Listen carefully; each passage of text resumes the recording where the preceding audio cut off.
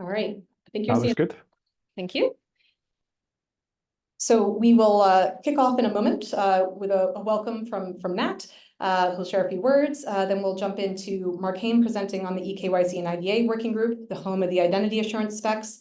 Then we're going to jump over to AuthZEN, one of our newest working groups, I think the very newest one, talking about their work, including some exciting progress on interop. And Mike Jones will speak to AV Connect, the home of the OpenID Connect and Federation specs.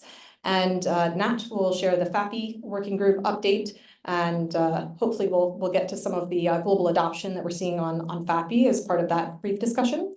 Bjorn will talk to MODRNA, and then Christina and Joseph will speak to the DCP working group update for the OpenID for verifiable credential family of specs. Tim will talk to shared signals, and then we'll have a bit of a break before we get into the last hour and talk about a few other exciting areas. So we'll have certification with Joseph. Dean Sachs will be talking to Death and the Digital Estate, a new community group that will be proposed in the weeks ahead. So breaking news, this is the first time that Dean will talk about it in public, and then he'll continue the conversation at IIW prior to, we hope, formalizing things in line with Identiverse. I will give a brief update on the work of the Sustainable and Digital Identity Hub. And last but not least, we're going to have an open kind of listening session with 4 discussants on each of post-quantum computing and identity, as well as AI and identity, and really just start those conversations on what's happening and does the OpenID Foundation have a role to play to address the emerging challenges there. Okay, so it should be a good session. Thanks again for coming. Do you have any comments to add, Nat? So thank you very much for coming to this workshop. We are at the very interesting time of the events for the digital identity. I was in Manchester for the ISO meeting, and the AI and identity and privacy was one of the topic, as well as something like metaverse, as well as the brain-computer interface, and lots of course, the quantum computing as well. So there are lots of changes, and it's going to be an exciting time. So I'm looking forward to hear you guys discuss. Thanks. That's great. Thank you, Nat. Okay, so we're trying to get onto the eKYC slides, and I think, Mark, you were going to present these, but are we going to be able to get his voice through? We should, if we get here. Mark, go ahead. I'll do it for you. Thank you very much, Mike. Can you guys hear me okay? Yep. Yep. Great. So I have 15 minutes. It may not take that long, but I'm sure there'll be plenty of other things you guys can cover in the session later on. So the eKYC and IDA working group has been beavering away quite hard on various specs over the last period. Our objective is to extend OpenID Connect to include standardized schema for expressing and requesting identity assurance metadata. And actually, we've extended that a little further to say it's not just OpenID Connect that might be able to use that standardized schema. We have a 4th implementers draft, which was released quite some time ago now, over a year ago. And the job claims registry request was submitted. What we've been doing since then is splitting the main document, OpenID Connect for Identity Assurance Implementers Draft 4, across 4 separate documents, actually. So we've got one which is OpenID Connect for Identity Assurance. That one is the OpenID Connect description of how to use the following document, which is the identity assurance schema definition. So effectively saying how the structure of the payload should be. Again, briefly mentioned it earlier, we have a separate document for registering additional claims into the IANA job claims registry. Again, to make sure that each individual document is smaller and more easily consumed. And then finally, another draft that will be progressing very shortly as well is OpenID attachments. That one is needed in this context for the case where the image of a piece of evidence like a driving license or a passport is needed. There are some cases where that is required from a regulatory perspective. So the modularization job to go from 1 document to 4 has been completed. Next slide, please, Mike. Oh, wrong way. So the identity assurance drafts are now going through final review, and I'm pleased to say that a number of the working group members have had a hand in doing that, hopefully very last editorial review before we propose it for review by the whole foundation, with a recommendation to approve it for final. We've got a little bit of a backlog of editorial issues that have emerged, but I think that's a really good sign that people are giving it the close scrutiny it needs before going to final.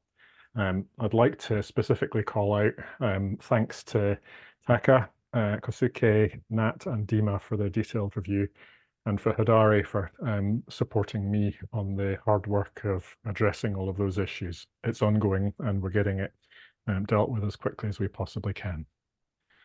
Next slide, Mike. So other activities that have been going on, we have profiles and registry topics under discussion. So those are profiles for documenting the different types of evidence that are going to be needed. We want to provide a big list of all of the different types of evidence and how to represent them, so that there's no interoperability issues at that level. And likewise, for the elements of an identity assurance process, they kind of need to be standardized and put in a registry somewhere as well. So I've been talking with a few people about how to move that forward. The identity assurance JSON schemas have been updated to the latest version. Thanks to Gabe for that, for his good work.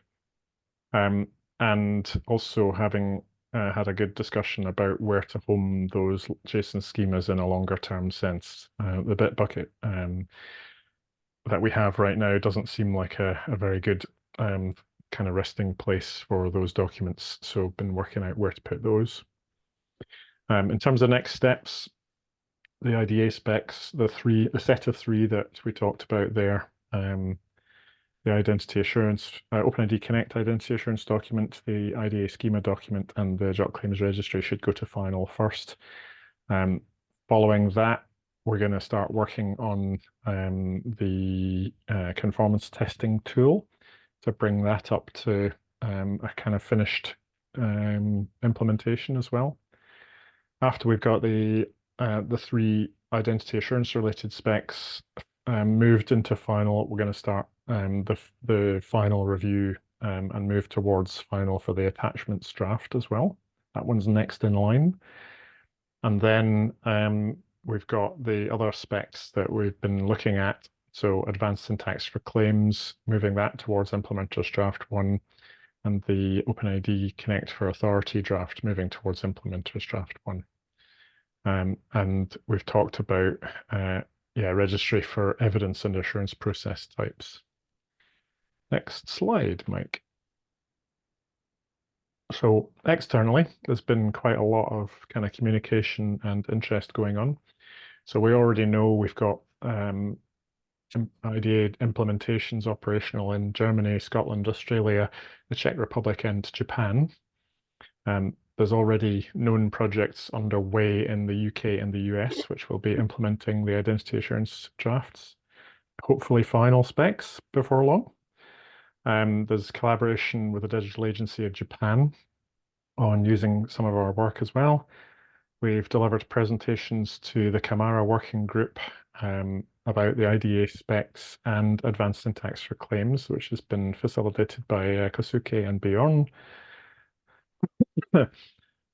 We have included the IDA drafts in feedback to the UK Department of Science, Innovation and Technology and Ofcom. So DCIT is working on a trust framework for digital identity in the UK, and Ofcom is doing work around age assurance, and we've had the opportunity to provide feedback on their consultation requests. The collection of OpenID Connect for identity assurance, OpenID for IDA, and advanced syntax for claims was presented to ISO SC 27 Working Group 5. in particular context with the ISO 27566 Part 3 Age Assurance Technical Architecture document that's under development. And Curity have kindly done a tutorial post on how to implement verified claims using their product. And if I remember correctly, Mike, that might be my last slide. Yeah. So any questions before I hand over to David and Omri?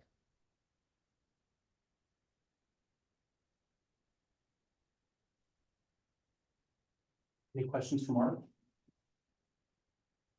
Can you elaborate on what happened in Manchester? Hey, Mark, Gail's requesting if you could elaborate briefly on what happened in Manchester last week. Yeah, sure. So while lots of people from our community were in Rome at the OAuth Security Working Group having lots of fun down there, I went to Manchester with Nat, and we attended a kind of joint event, which was ISO SC27 Working Group 5, which is the one about identity management. And also, let me get the name of it right, the Age Assurance Global Summit. So there was a whole kind of small but very, very focused industry event about all sorts of happenings in age assurance. But what that led to was a group of really interesting people who've got real age assurance use cases primarily front and center in their minds. So there were people from all over the world participating. The global nature was mainly on the ISO side, but we also had a number of global players looking specifically at the age assurance providers side of things. So I managed to not only spend time in the ISO working groups, learning a bit of what's going on over there and sharing the work of the OpenID Foundation generally into that community, as Nat does, but also spent time with the age assurance community, and there's quite a deal of interest in how we might use OpenID Connect and to some extent the decentralized, digital credential protocols work to deliver on age assurance use cases. Among others, I met with, so NIST were there, as were a couple of UK regulatory bodies, in particular Ofcom. So there were two people representing Ofcom, and the Information Commissioner's Office of the UK, so the one about data privacy and the implementation of GDPR requirements. Is that enough, Gail? I think that'll do for now. Cool. Any questions about that stuff, just give me a shout. Thanks, Mark. Okay. Anything else for Mark? Very good. Thanks, everybody. Have a great day. Thanks, Mark, for staying up late and joining us. Hey, Mark. Hi, everyone. It's been about 6 months since Atul and I stood up in front of all of you last time, and we humbly asked for your sponsorship of a new working group called the AuthZEN Working Group to standardize all the innovation and all the new work that's happening in the authorization space.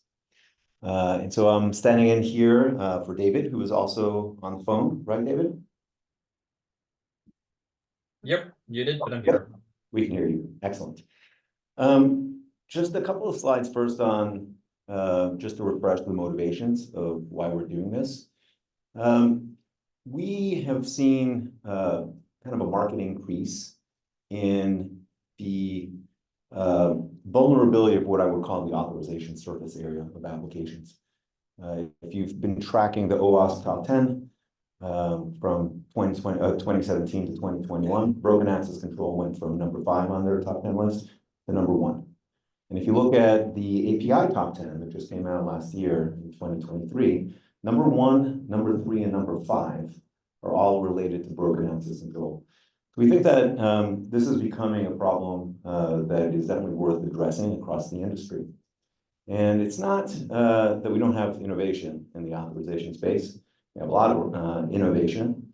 What we have is really a lack of standardization and a lack of similar ways of doing things And we have a pattern now, the externalized access control pattern, that really hasn't, kind of been done in a very consistent way. And last year, well, 2 years ago, and then last year again at Identiverse, we were all lamenting the fact that we don't have this. And we decided to do something about it. And so that's why we started the process to eventually get a working group.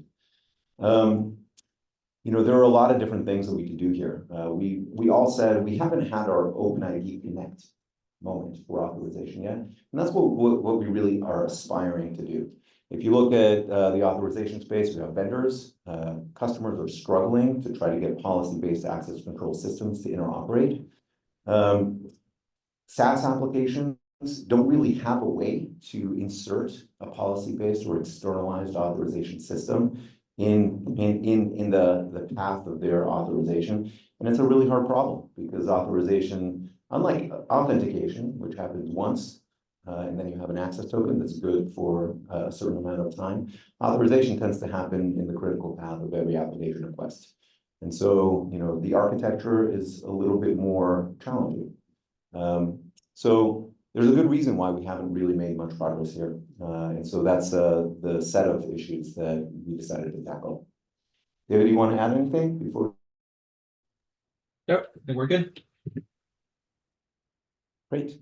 I'm going to skip a couple of slides here because I think they were a little bit repetitive with respect to what we talked about last time. But let me talk a little bit about the progress that we've made. So we've set up a few deliverables here. Alex Babiano and Eve Mailer have been critical in, first of all, getting us to talk about use cases before rushing in to standardize anything. Thank you, Eve. And we have a document that describes the various ways in which applications do authorization today. Different models from just provisioning access control, into each different system, to doing things at the network level or at a gateway level, and finally to doing enforcement at the application itself. We're trying to formalize some of these scenarios and use cases. Among that also, is how do actually the authentication and authorization system interact together? David has been working on work in that space in terms of how to think about rich authorization requests and how those interact with AuthZEN. So one of our meta goals here is to create something that is not a stovepipe or a silo, but something that integrates with the rest of the ecosystem, the OpenID and the OAuth2 ecosystem. The second thing we've been working on is a set of API specifications. The first one being how a policy enforcement point, which is commonly an application or a gateway, would call out to a policy decision point. Again, use the XACML or the NIST parlance. A policy decision point is something that takes inputs like a subject and an action and a resource and gives you a decision. How exactly a set of compliant implementations would implement that protocol? And we've made good progress there. We've identified 4 types of APIs that we want to support. An API for a single request. So you send a request, you get back a response, a decision, true or false. A box card or multiple requests, which we're working on next. And then a couple of search APIs. Given a subject, what does that subject have access to? And given an object, which are the subjects that have access to that object? So those are the 4 types of use cases that we're tackling in that one specific API specification, the PEP to PDP API specification. In the future, we're going to work on the policy administration point, the policy decision point protocols, but that's further. We've made good progress, and we've challenged ourselves to define an interop scenario, which we did. We set a target for Identiverse for when we wanted to have a set of implementations come in and test against the spec, the payload formats that we've created. And I'm happy to report that we now have 4 interoperable implementations. We have thank you, Peter. The Certo Topaz implementation. We have the Cerbos implementation. Cerbos is an ABAC open source engine. Topaz is a combination ABAC reback open source engine.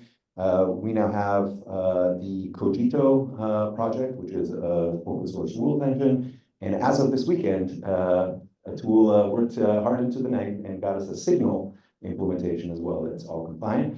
And David is within what we call Epsilon for getting an Axiomatics compliant implementation as well. We have a few more that we expect to get by Identiverse. I believe Permit.io has one in the works. OPA will have one in the works, and there's potentially a scenario where we get one from Amazon, from AWS from Cedar as well. So we feel like that's already pretty good progress, and by Identiverse, we feel like we'll have a lot of momentum. We'll do that event, and then we'll repeat it again at eKYC. And Reed, just to chime in, because the interop piece that I'm doing for Axiomatics is also based on Xactable, it's gonna make the other Xactable implementations interoperable. So ping authorized would be one, AuthZEN would be one, AT&T Xactable would be one. So it's not, I'm doing it for Axiomatics, of course, but it's actually opening up the door to all of the other Xactable implementations. Yep, so we get 3 for the price of 1, which is exciting. Here's where to find us. We have obviously the mailing list. Feel free to join. We are doing all of our meeting notes in GitHub through a tool called HackMD. The spec itself, there's a URL there. Tool had a fantastic first draft of that, and we've been iterating off of that. And then finally, we have a Slack group as well. And I think that covered all of the updates here. But you know, the interop scenarios in particular, we have a kind of a microsite that we've stood up that has the scenario, it has the request and response documents, and then it has results from the 4 interoperable implementations.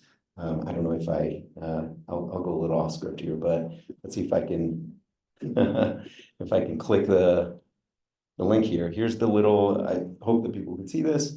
This is the microsite. It's even in the right color scheme. Here's the interop results. And if we go to the scenarios, we've defined 1 for a to-do application. This is the simplest scenario that we could think through. So we have the entire set of payloads documented here. And then finally, a set of results. So every one of these vendors so far has passed the test suite that we've created.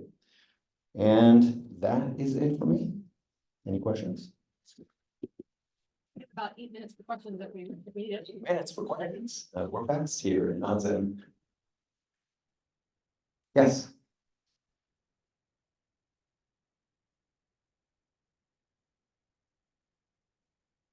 You can tell me to go read the manual if necessary. How much of this covers authorizations for things that aren't people?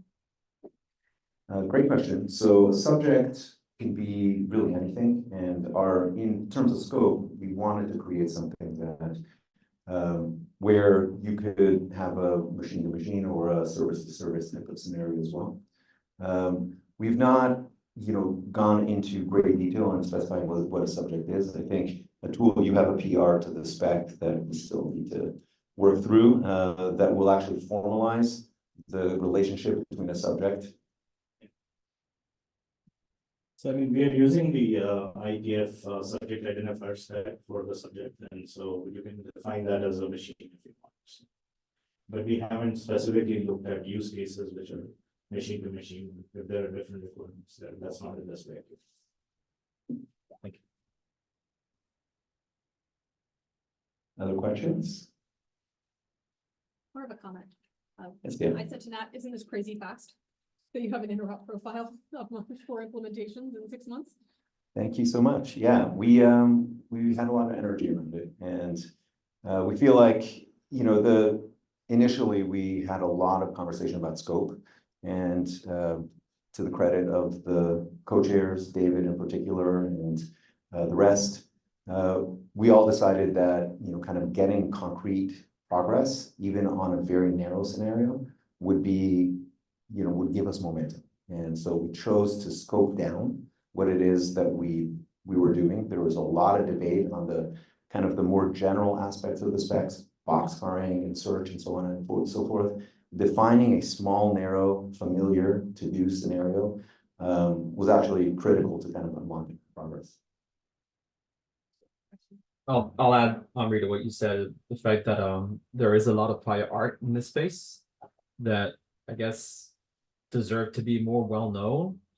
But what we did was discovery sessions. So the CEDAR group presented how they do an authorization request and a response. Omri presented Topaz and how that works. I presented Alpha Zaclo and how that works, and so on and so forth. And when we compared our notes and the presentations, we were 95% the same. So it was just a matter of aligning and agreeing on how to make that 100% and then creating AuthZEN. I guess 2 last questions. Are there any particularly important players you think are missing from the group hub right now that you'd like to see there? And any other asks on how the work group can cross the chasm to lead to adoption? Yeah, I think importantly, the 3 cloud providers, I think would be fantastic to have. I think overall we're probably underrepresented on Zanzibar style authorization systems, reback authorization systems. We've been in contact with folks that build them. My company has sort of built one called Topaz, but we have one called OpenFGA that comes out of Okta and AuthZero, and of course Google itself. There are a few others. So I would say that that's a place where we're weak. And if we can get the AWS CEDAR implementation to be part of the interop, I think that would be a big deal as well. So yeah, I would say that there's still a fair amount of distance to go before we declare any sort of success there. The other thing I would say is that getting more end users, customers involved is always good. We've had some voices that have been really good, to listen to in the working group, but we can have more of that. The tool has more to add.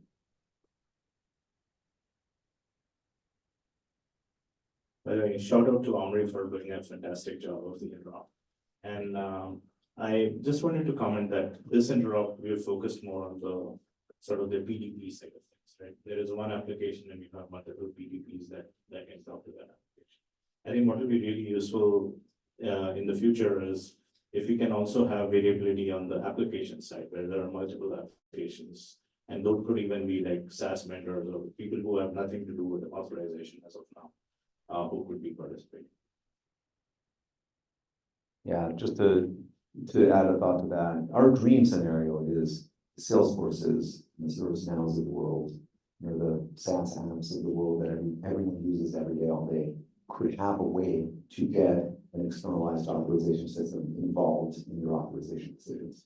And I think that, there's a burden of proof. We need to spend a lot more time making sure that this thing is real, but that would be ultimately a fantastic goal. Yeah.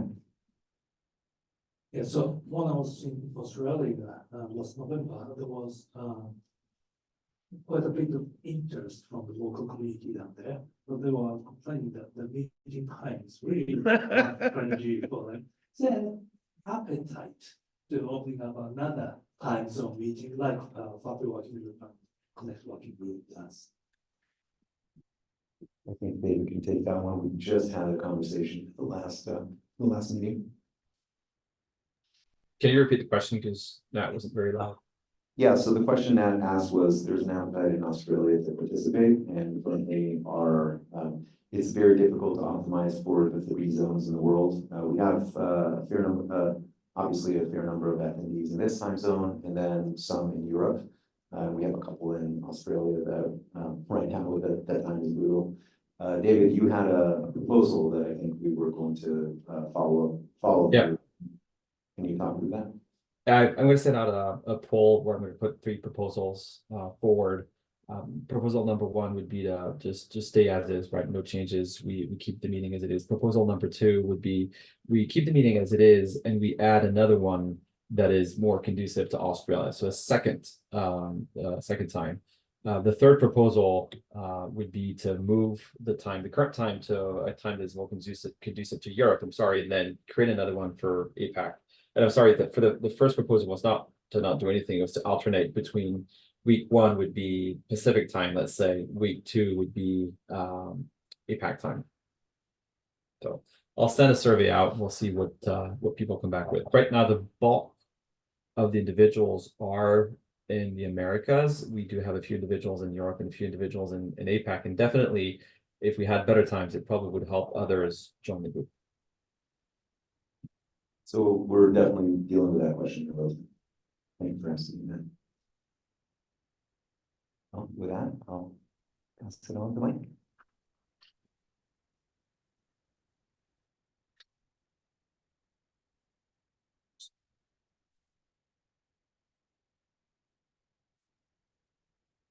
Good afternoon. I'm Mike Jones. And I'm here to speak about some of the progress we've made in the OpenID Connect working group, also known historically as the Artifact Binding Working Group, because that's what we started working on. And I promise you'll get to see some new content here. This is not just slides that you've seen before. So, what are we doing? We've created the OpenID Connect protocol, enabling login and logout. Most of you know about that, I'm sure. Historically, we incubated the OpenID Connect for identity assurance work that eventually migrated into its own working group, which you'll hear about today.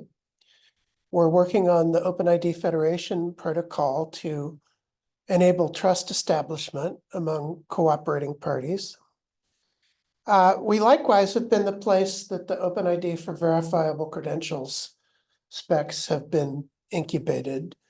And in fact, most of them are still officially there, although there's the plan to transfer those as they become implementers draft to the digital credentials protocols working group, just as we did with eKYC IDA once upon a time. There's a list of specs at this URL, which you can go see, but I'll talk about some of them. We got a lot of final specs. OpenID Connect Core and some of its friends were the first over 10 years ago now. The logout stuff came along. We said how to migrate from OpenID 2 to OpenID Connect, and that got used. Torsten wrote an unmet authentication requirements error code spec, probably the smallest final spec. George and others wrote the initiating user registration via OpenID Connect spec, but we still got a lot of stuff underway. OpenID Federation continues improving both in its exposition and its functionality. The OpenID for VC specs you'll hear about in another presentation shortly, including there's some affiliated stuff. Claims aggregation is still out there. The native SSO for mobile apps is an implementer's draft, but we haven't decided whether it's time for it to be final. There's a lot going on. So what's happened since we last met our heroes in October? We published the second errata set for the OpenID Connect specs. That was more work than most of you probably thought it would be, because after 10 years, people had found all kinds of things that they might have said differently or that were just wrong. You know, simple things like places where HTTP : appeared, where HTTPS was supposed to be there, etc. But we got that done in December. That was the basis of submitting to the International Standards Organization, ISO, what's called publicly available submission drafts for ISO to republish, which I'll talk about on the next slide. We got the first implementer's draft of OpenID4VCI. Yay. That provides a basis for moving that draft when the chairs are ready or in the working group. We've published a number of OpenID Federation drafts. Most of the updates have been editorial, but some of the editorial work has been substantial. For instance, Vladimir Duzhinov single-handedly rewrote all of the policy operators descriptions to be much more rigorous in terms of describing the syntax inputs and outputs. And we've published multiple OpenID4VC drafts of the various specs, again, which I'm not going to describe here. So a standard question in these working group presentations is, what are the challenges and the opportunities facing the working group right now? Well, both some of the challenges and opportunities come from OpenID Federation being in production use in several jurisdictions or nearly there. And we're having the kind of good concrete discussions that come from real deployers saying, these parts are working great for me. This part is not. What are we going to do? And this is exactly the kind of feedback that a decade ago helped us improve Connect to be the solid piece of work that it landed as.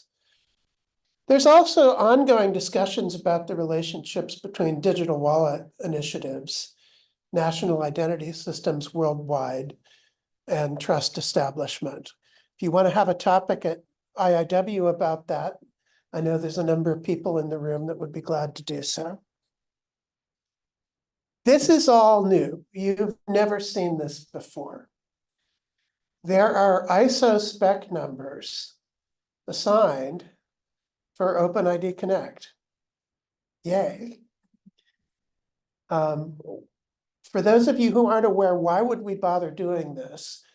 There's a number of jurisdictions around the world where they are legally required to use specifications from treaty organizations, that mostly being ISO or ITU, wherever they're applicable. And so to the extent that we want OpenID Connect to be used in some of those jurisdictions, it's a help to them and to us to have them be able to use an ISO spec, which is exactly the same as our specs. So Nat, maybe you can correct me if I'm wrong. I believe this is in a 5-month ISO balloting period. We haven't heard any indications that there's negative ballots or things we're going to have to address.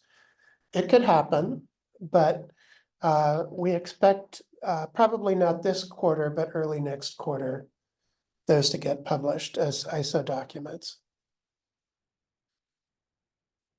So what are some of the deliverables on our roadmap? We want to have the last implementer's draft of OpenID Federation within weeks. We put in a big push to address all the substantive things that we thought had to happen. I think we're on track to do that. As I already talked about, the ISO pass specifications should be published within a few months.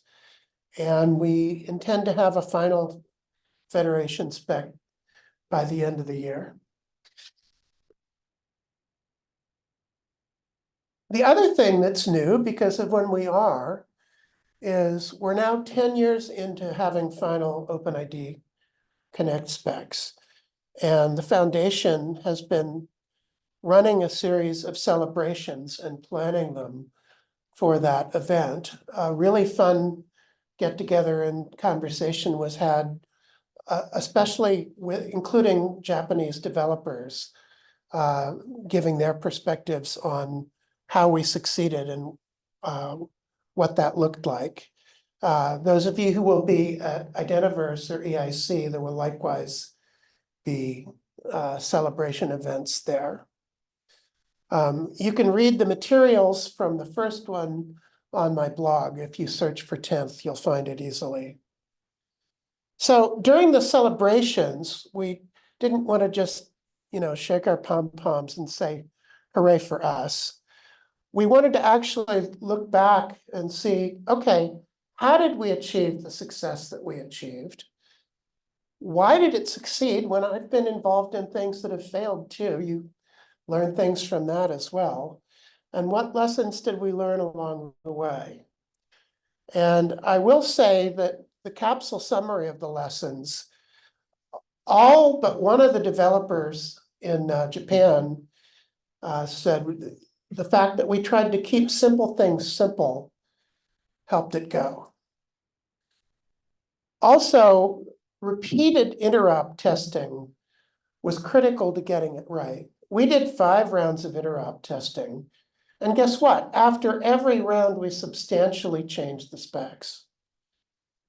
We did not make breaking changes for no reason, but if developers were saying, this isn't working for me, we even took features out. I feel good about that. Finally, and this is not 10 years old, but it's getting there, certification enables an interoperable ecosystem of implementations. Unless you test, you probably aren't going to interoperate. Now, fast forward, what does the digital wallet space look like? Well, certainly going to be need for interop testing and certification there, but I'm ahead of myself.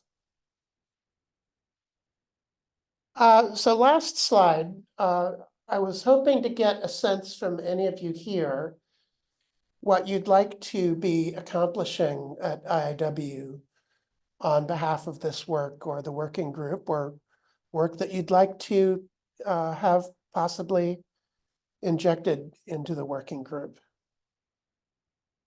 Anyone want to advertise any sessions they know or think they may be having now? I have more of a question. Is anyone carrying a card for Federation? Is anyone carrying the card for Federation? Meaning having a session? We probably should. John's running away. John, don't run away. I will involve you, like it or not. And then finally, just logistically, we're obviously not going to have the working group call today. And I'm skeptical of holding the 7 a.m. call on Thursday. That said, if people have topics that are burning a hole in their mental itinerary that they want to talk about on Thursday, we could keep it. But if I don't hear any cries to keep it in a day or so, we'll let it go. Thank you.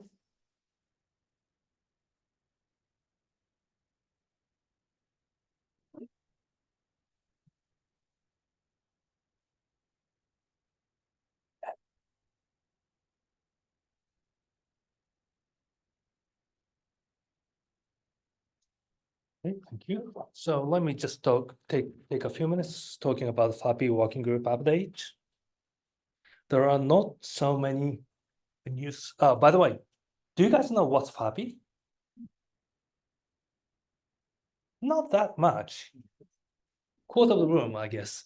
So FAPI used to stand for financial grade API. It's now just FAPI, standing for, well, it's not standing for, but it's meant for high security API protection mechanism, which is usable for any industry, although it's primarily used in the financial industry right now.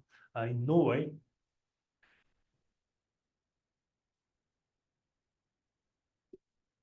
it's being used in the healthcare industry now, and the application is steadily increasing. So it's a profile of auth. So when you wanted to deploy auth securely, one of the best way is to use FAPI, because it's got the mathematical formal proofs for its security property as well. You can be assured to some extent, under the assumptions of the security model that it is safe. So the objective of the working group was to create general purpose, high quality security profiles for OpenID Connect and all. And like I said, it uses extensible use of formal verification. And we do have close collaboration with national regulators and associations. And for example, Australia, Brazil, UK, in the US, we're liaising with FDX, KSA, Canada, and in some cases, like in Australia, they are sponsoring FAPI2 security analysis, which is really good. And also we are writing, unlike most of the OpenID Foundation specs are written in the IETF-like language, but in this case, we're trying to use ISO directive compliant language so that it can be easily translated and also adapted. And we do have national level certifications going on all over, and the map is actually kind of indicating that kind of things, like Brazil, Australia, Saudi Arabia, UK all has national certification scheme, which I think Joseph is going to talk about later today. And the breadth is expanding. These days, we are getting inquiries from those countries like Chile and Colombia for the certification, so on and so forth. So our adoption is increasing. Let's move. Moving on. Okay. And we have a bunch of published specifications. FAPI 1.0 series of specification has been final for a couple of years now, and we are diligently working on FAPI 2 series of specifications, which is listed here as FAPI2 security profile and TACA model, FAPI2 message signing, and grant management for 2.0. Also, we have a specification which can be used for both FAPI1 and FAPI2 called FAPI Client Initiated Bidirectional Authentication. The acronym is CIBA profile as well. And all of these are implemented as draft. We do have white papers as well for those who are not really techie, but still want to understand what these are. We have two white papers, Open Banking, Open Data, and Financial Grade API, which was published in 2022. And the follow-up that, Open Banking and Open Data, ready to cross borders in 2023. And there's formal analysis and certifications as well. Now, roadmap. It's always aspirational.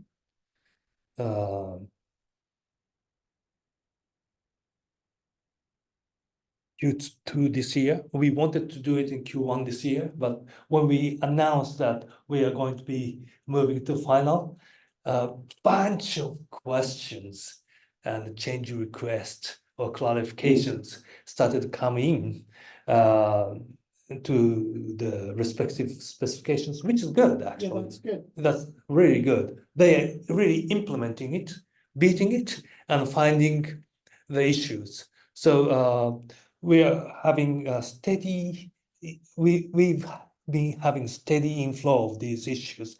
Now it's been, coming to the end. I think, well, I don't think we have seen new issues for last couple weeks, which is good. So we are slowly winding down that process. So hopefully Q2 this year, we should be able to move to final for the FAPI 2.0 security profile. And following that, hopefully we can do that same for the message signing. So that's it. Any questions? Yes.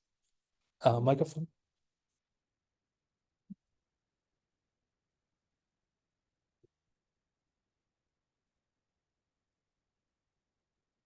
Matt, just a question, a little bit political. So about a month ago, the CFPB was speaking at, I believe it was FDX conference about certifying standards organizations for open banking, and finding the right one. So I was curious if you guys as a working group or as the overall organization are having conversations with them, so that they know what FAPI is.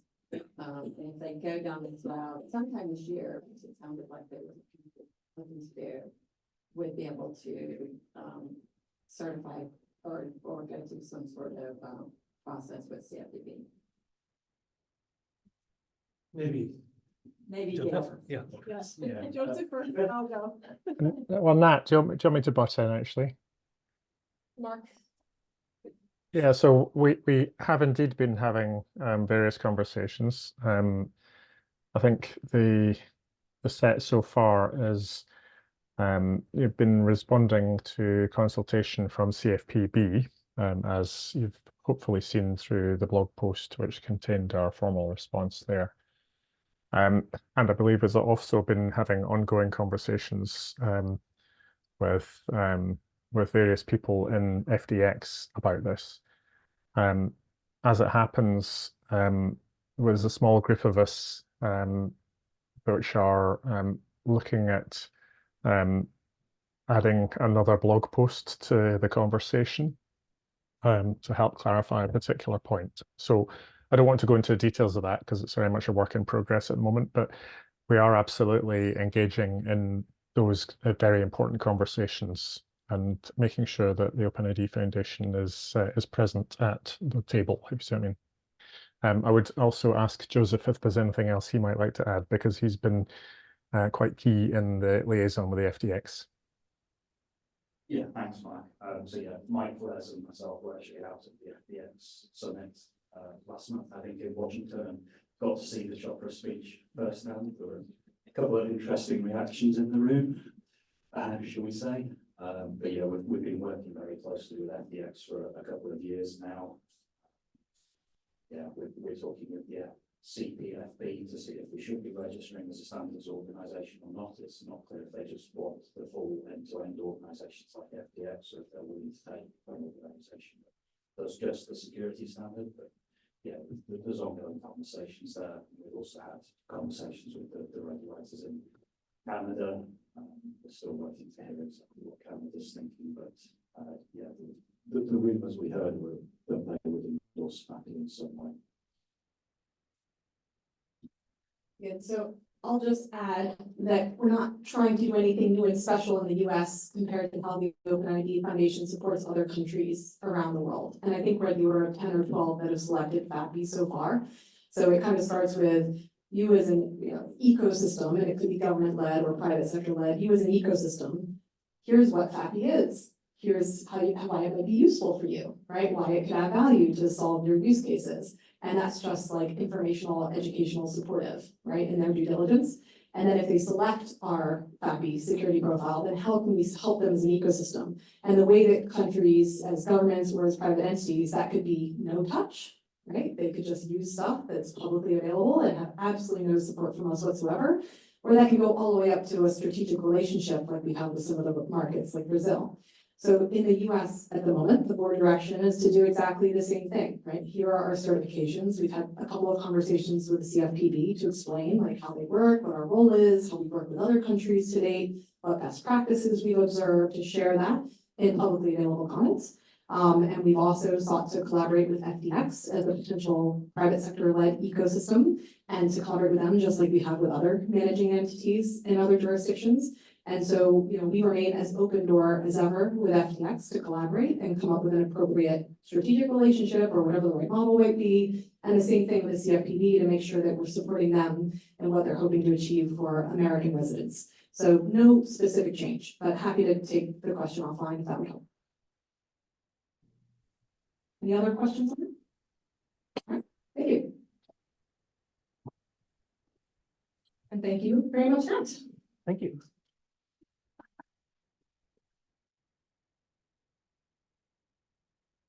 Joseph will talk a little bit more about the deployments we're doing around the world later. Might be of interest to at least some of you around quite how fast that's being picked up. I think we have 3 countries, the UAE, Chile, and Colombia, that just in the last quarter have selected FAPI, and some of them are already written into the regulations. So we're really seeing that take off around the world. Over to Bjorn. Thank you, Gail. So I'm Bjorn. I'm the co-chair of the MODRNA working group. So again, the working group was founded as a originating out of the mobile network operators community, and initially it was intended to support standards to enable MNOs to be identity provider open. OP provide OP and also support identity services. The group has evolved to be a conjugate of MNOs interest. Cover some of those in the outreach part of the presentation. So we have one final specification. It's a SIBA core. It was a draft that started in the working group based on a Orange and Telefonica use case, and based on some of the conversation with FAPI, it was evolved into what we now call SIBA core. And as you saw the FAPI profile, FAPI presentation, there is a FAPI profile of the SIBA core. Implementation drafts, we have the MODRNA authentication profile. So that is the way you interact between the user and the OP for a MNO. We have a spec called account porting. And so one of the requirements was that you would port your account with a mobile network operator to another operator, just like you port your phone number to another operator. The way the spec was written was that it is not specific to a phone number. It could be porting an email account as well. And then we have a user question API. It is very similar to SIBA core. It is just a different way of interacting with the user.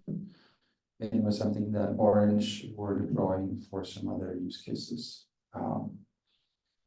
Specification under development is, again, it's the MODRNA SIBA profile. So just like FAPI, the MODRNA has a SIBA profile of the SIBA core. We have a discovery profile where in the use case that the RP is discovering who the MNO is, in this case, the OP. And then we have the registration profile. Again, it's the client registration profile with added of a software statement. And with the SIBA core going final, and it was partly driven by deployment in Brazil, we have an errata to the SIBA core based on issues that have been open, and a core extension based on a eKYC IDA use case. So again, the working group has been moving forward with the discovery profile to get into implement this draft, and it's ready for working group review. Besides that, it's working on creating a draft for the errata and the extension of SIBA. There is also a intent to create an ITF draft for the ENA registration based on the SIBA core specification. And then there's some additional discussions with external organizations based on use cases that they have, and they decided to create a OpenID Connect profile within their own organization rather than deferring to the OpenID Foundation to maintain the profile. I mentioned the outreach. So an evolution of some of the GSMA work was something called the Camara project. It is a Linux Foundation project, and it intends to develop APIs to expose network functionality. And so rather than what was designed for Mobile Connect to offer a defined set of services, these are just APIs per attributes. And so the foundation has a liaison agreement with the Camara to assist them in their work because they decided to base their APIs on OpenID Connect as well as the CBAC core specification. Particularly the identity consent management special projects and the know your customer special projects aligns with the work within the foundation. Again, the know your customer is obviously related to the eKYC IDEA group, and we've had a couple of presentations with their group to educate them about what eKYC IDEA offers and encourage them to leverage that specification. In terms of the identity and consent management, again, there is a back and forth conversation going on where the profile should be developed, and also a evolving understanding of what OpenID Connect and CBAC actually is. There's a varying degree of knowledge within Camara.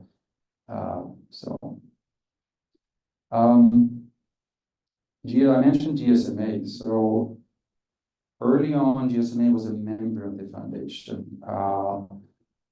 As COVID hit, they had a change in their organization, and their resources were changed.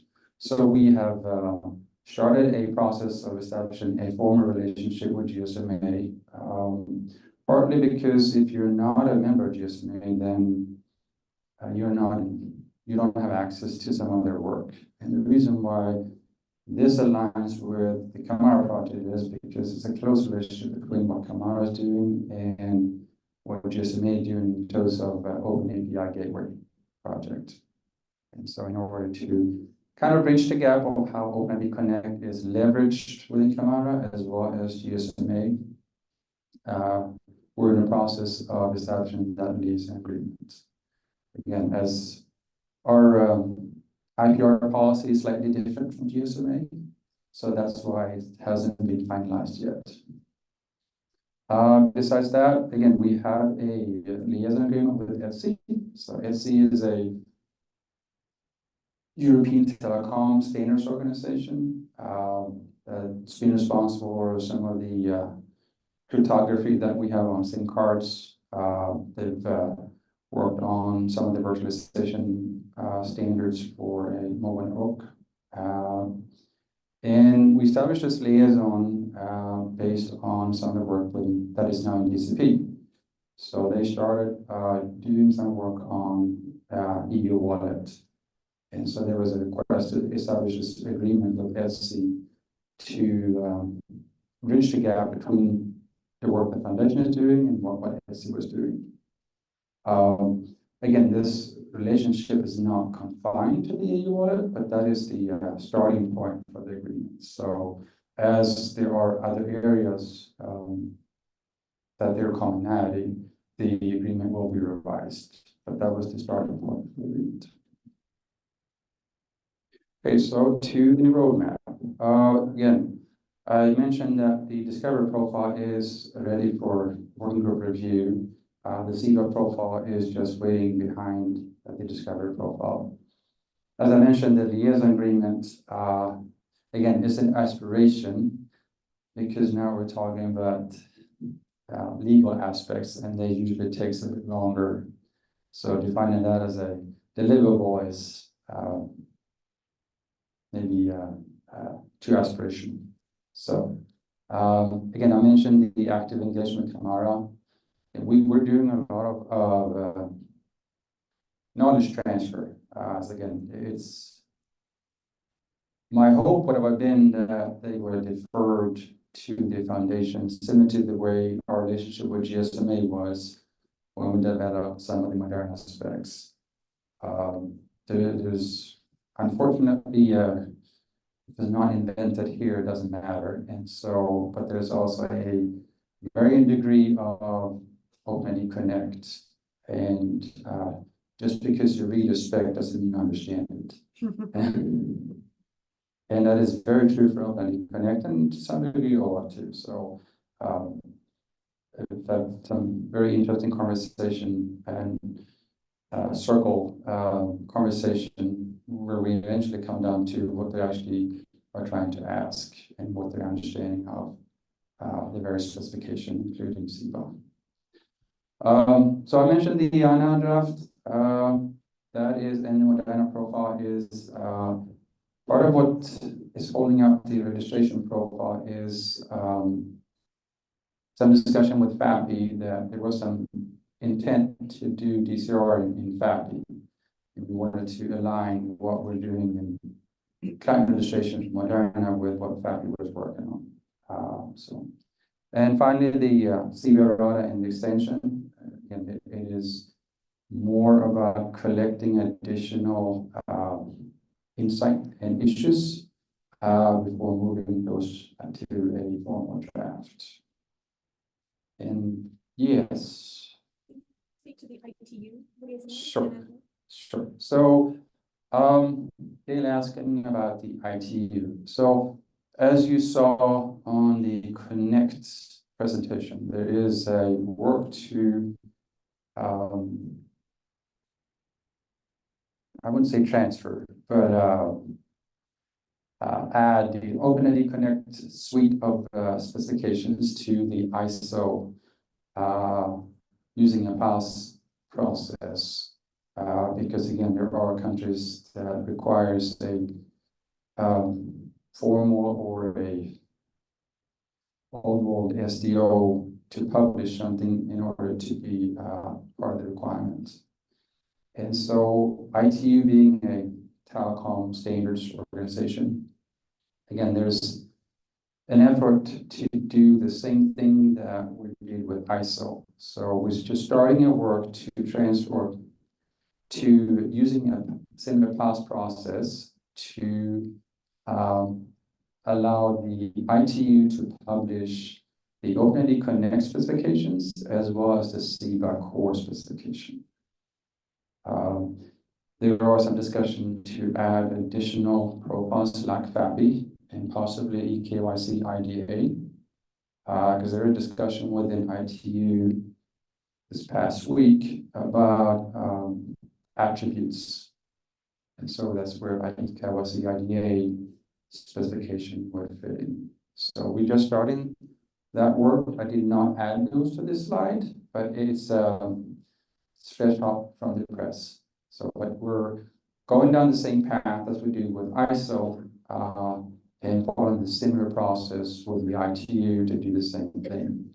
So again, different countries have different requirements. It's either ISO or maybe ITU, depending on the regulatory environments or even the service industry. So.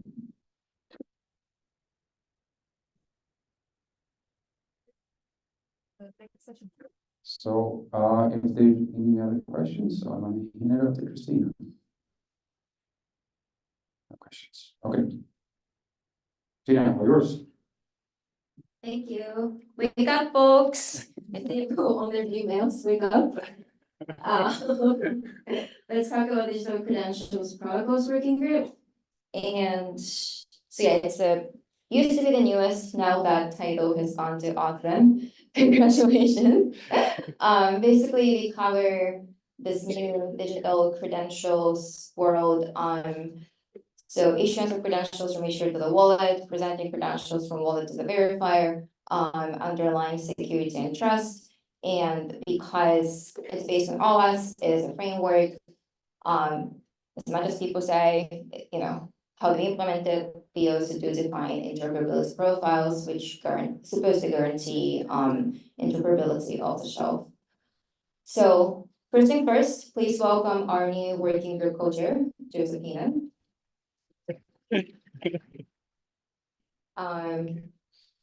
Yeah, I find it fascinating that Thorsten is in Seattle now and I flew from Berlin. We're very grateful for Joseph to stepping up. It's been very helpful, so thank you very much.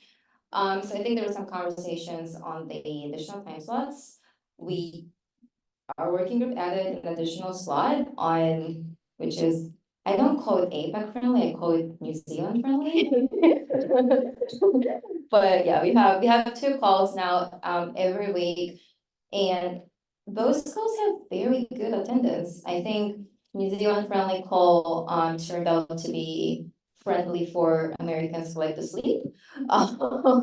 So, yeah, I mean, you know, what?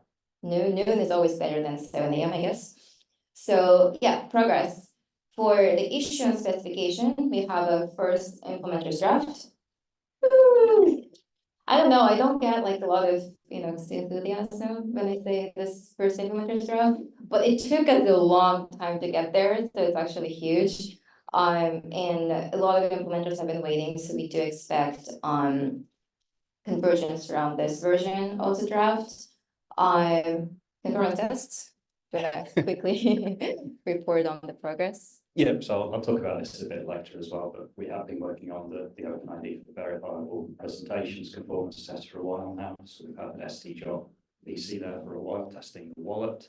We've had quite a few wallets tests with that, but we also relatively recently added the ISO 1813-7 MDL profile. So that's the mobile driving licenses profile of verifiable presentations. And again, we've already had a bunch of wallets go through those tests and had some feedback and fix some issues they found, and they fixed some issues we found in their implementations, I think. So, yeah. Yeah, so just this morning, we got this question. What are you testing for conformance if it's a framework? And yep, we have profiles. Progress on the presentation side, we have started preparing the third implementer's draft, partially, you know, to give a stable version to ISO, but also because we do have some significant normative updates. So one is this new request URI extension, which basically allows the wallets to communicate their capability to the verifiers. So verifiers can prepare a request tailored to that wallet. Yeah, wallets were starting to do something shady. So after 300 comments on the PR, we finally have a mechanism people agree on, so that's good. Surprisingly, we did not have a SIDI profile in the specs, and now that's added, which is good. There was a PR in progress on how to do OpenID4VCI over the browser API, which is a work happening in collaboration with SIDI. We do expect open conversations at IDW on this topic. The goal is to solve mainly 2 problems. One is prevent the user of custom URL schemes, which do not allow the user choice for the wallets and could end up in security vulnerabilities, because pretty much any wallet that registers the same custom URL schemes can be opened. And also addressing cross-device security concerns, hopefully. Yeah. And that also solves some UI user experience issues as well. We hope that if the user has multiple wallets, they'll get a better idea of which credentials from which wallets might fit the request. Yep. And also there has been implementation feedback coming in on the query language in the presentation. So we have been taking steps to address that for sure. For the implementations, we were trying to update the slide, we kind of lost track of implementations. I think the biggest news is end of April, beginning of May, one of the large-scale pilot in the EU called Potential is doing an intro testing. All the tracks use OpenID4VCI protocols. So that's basically issuance of MDoc, issuance of SDJOT, presentation of MDoc, presentation of SDJOT, VC. Over 100 companies are registered. So yeah, I think that's the biggest moving piece right now. Yeah, and increasing pressure on the conformance test team to make sure these 100 companies have a conformance test to help them interoperate. Yeah, is it good? Yeah, okay. So in terms of what we're doing next, we've got more work planned on the issuance spec. So there's a PR already open to update the batch API to deal with issuing copies of credentials. So the idea there is that you'll be able to have multiple credentials held by the wallet. It's the same credential but signed with different signatures, which means the verifiers won't be able to tell that it's the same credential they've been potentially being presented with when you're doing selective disclosure. So it avoids what we call linkability. And we're also making some updates to the terminology used in the specification to make the terminology work better. Now we have that concept of multiple instances of a single credential. On the verifiable presentation spec, we're going to continue and complete this browser API discussions that we've been doing with the WICG group at W3C. And we're going to look at how to address all this implementer feedback we've had for the query language. So we've had a lot of feedback about query language, not necessarily all in the same direction. So we need to have a good conversation with the implementers about what we can do to improve it, hopefully without causing massive breaking changes for people that have already implemented it. We've heard there's already 100+ of them. So we also plan to extend the conformance test. So again, these EU interop events, they have some new profiles. We're going to do our best to support them in their timescales so that we can get all those 100 companies hopefully trying to run the conformance tests. We continue to support the EU as one of the leading adopters of all these specs through that eIDAS. So, probably some evolution of the high assurance interoperability profile, and we'll continue to have conversations with NEST and support them on their work with verifiable credentials as well. Yeah, so we have a question. I believe the California DMV has interest in having some hackathon support from the GCP working group.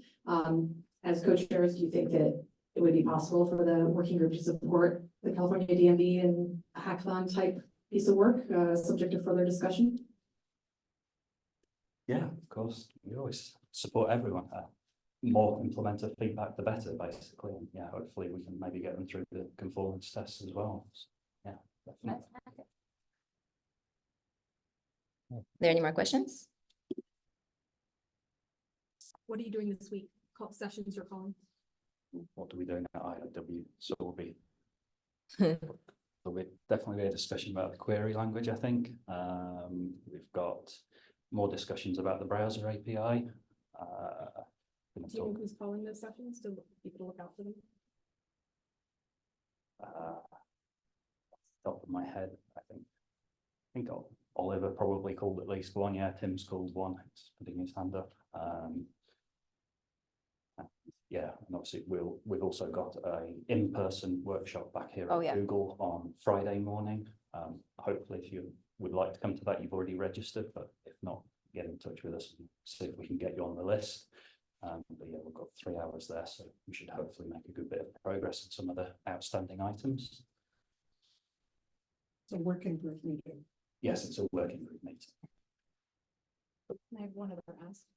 So I know there will be several useful discussions, and I know both the W3C and the YCG community group that Tim's co-chairing and the DCP effort you're co-chairing, that we're trying to figure out what type of liaison structure would make sense. So as the work progresses this week, we look forward to your feedback. So if we need formal paper between the various working groups and community groups, we can support you in that. I think the last DCP working group call, the conclusion was, let's just be nicer to each other. People are like, that's how FIDO and W3C works. They'll be nice to each other. So if W3C and IDF can be nice to each other. I'm partially joking, partially it's truth. But yeah, I think IW trying to move the needle on the big topics. But we do have a lot of somewhat technical issues that still need to be nailed down, like the credential identifier stuff, whatnot. So yeah, I think we'll try to focus on that on Friday, ideally. But if people are interested in starting on the during the IW, yeah, always open. So it's usual suspects. Yeah, I'm sure you know how to find the usual suspects. Yeah, and we hope to have at least one of the chairs of the WICG group at the Friday morning meetings. they're not gonna stop calling you co-chair, Tim. Might be there, reschedule about them. Wasn't talking about you. Right, any more questions, complaints? Blackmail? All right, go Tim, next. Right, thank you.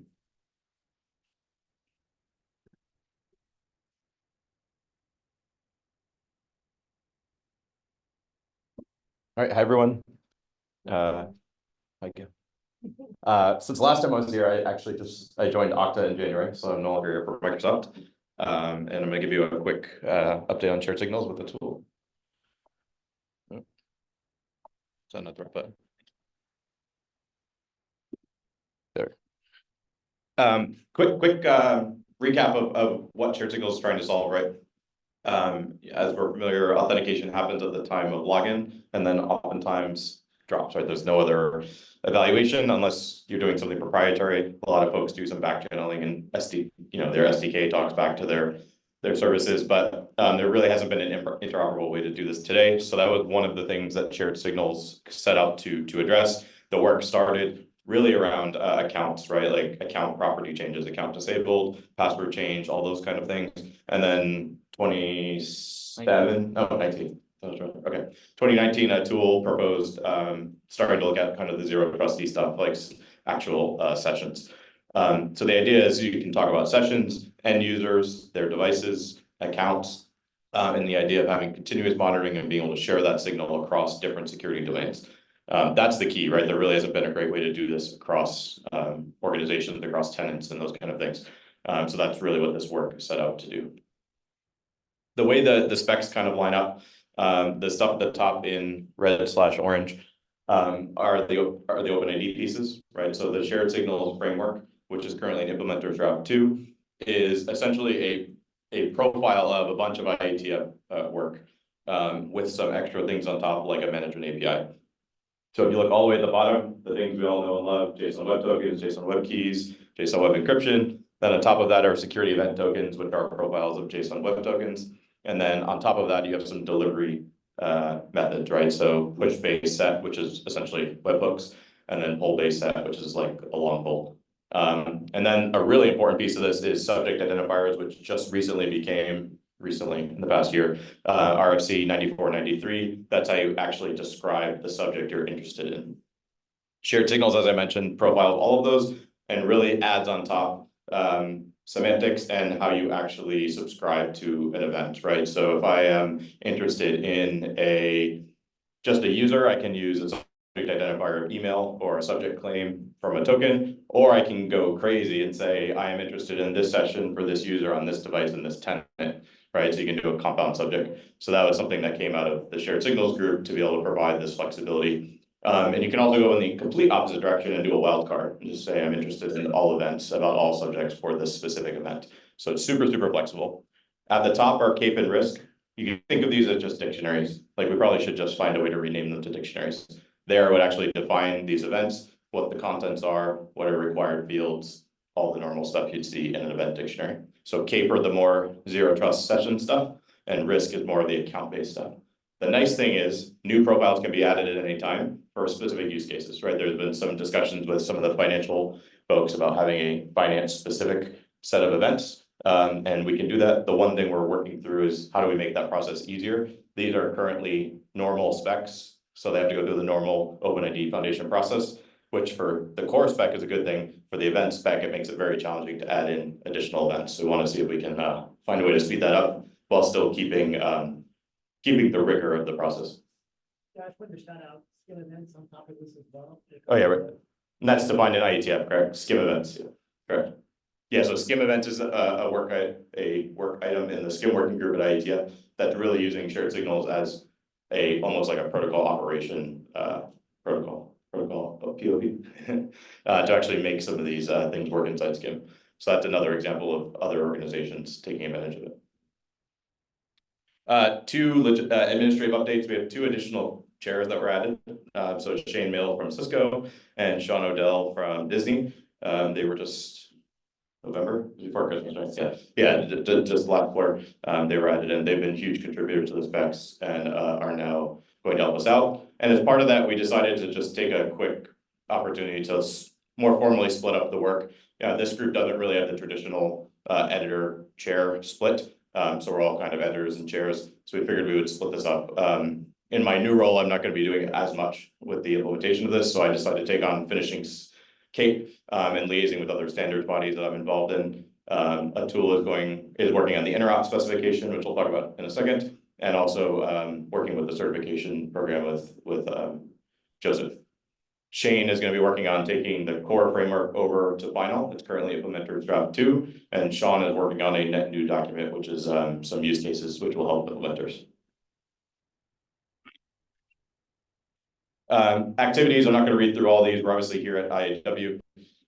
There's also Identiverse and EIC. I believe we have at least 2 sessions at Identiverse on this, maybe 3, and I believe 1 at EIC. Don't quote me on that, but lots of interest. We keep having some of these events reaching out to do these sessions too, which is a really good sign. And most of the focus right now is getting, from the spec standpoint, continuing to get SSF over the finish line. We really need to get the final draft in the next year. Not going to read through these either. These are mostly updates from the past year, but you can look at these when the deck goes out. Lots of industry buzz around this. Also not going to read this. This is for your reference. Lots of work going on. One of the things I'll use as an opportunity to highlight, one of the things we've been thinking about is how do we do backwards compatibility between drafts, which is like, a very religious topic. So we did end up adding a version claim to the metadata. Is that correct? Yes.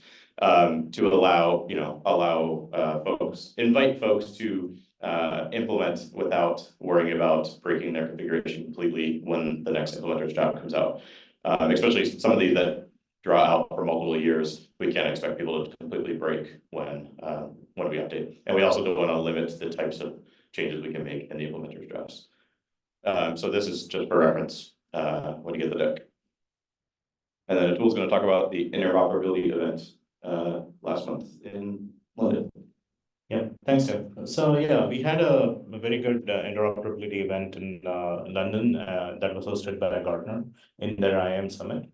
And what we started with was trying to define an interoperability profile for the specification, but we kind of gave up on the bigger claim of trying to define an interoperability specification for whole of shared signals. We just focused on the particular events that we would like to interoperate on, and so we left the mechanisms a little open. It's not that we did not use the shared signals framework. We used shared signals, but we did not mandate certain features to be implemented in the shared signals framework.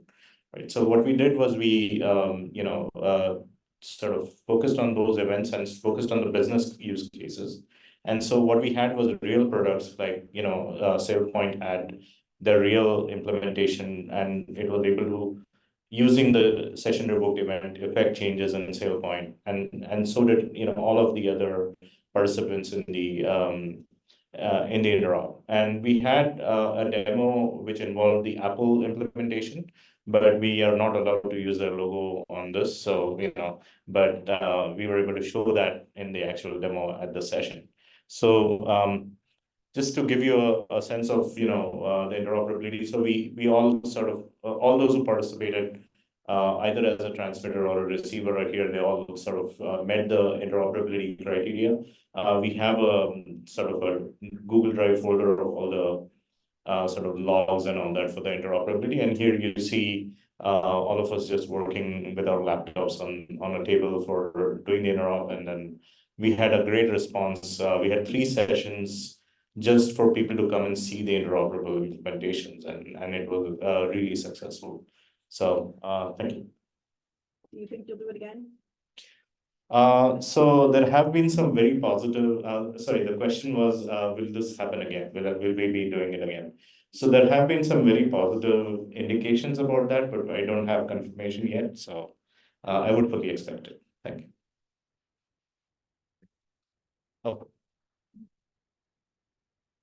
Oh, yeah, just how to participate. Easiest way is to go to openid.net/shared signal. Everything we do is on GitHub. All the notes are there. We use HackMD as well. So super easy to get engaged and join the calls. Are we still bi-weekly or weekly? Bi-weekly. Bi-weekly on Yeah. Tuesdays at 10 a.m. 1 Eastern, 10. While everybody else thinks about their questions, we're ahead of time, so you can definitely Oh, ask. this is weird. questions. Usually we're cleanup. I Usually we know, have to speed through. yeah, we got extra time, so please think of your questions for Tool and Tim.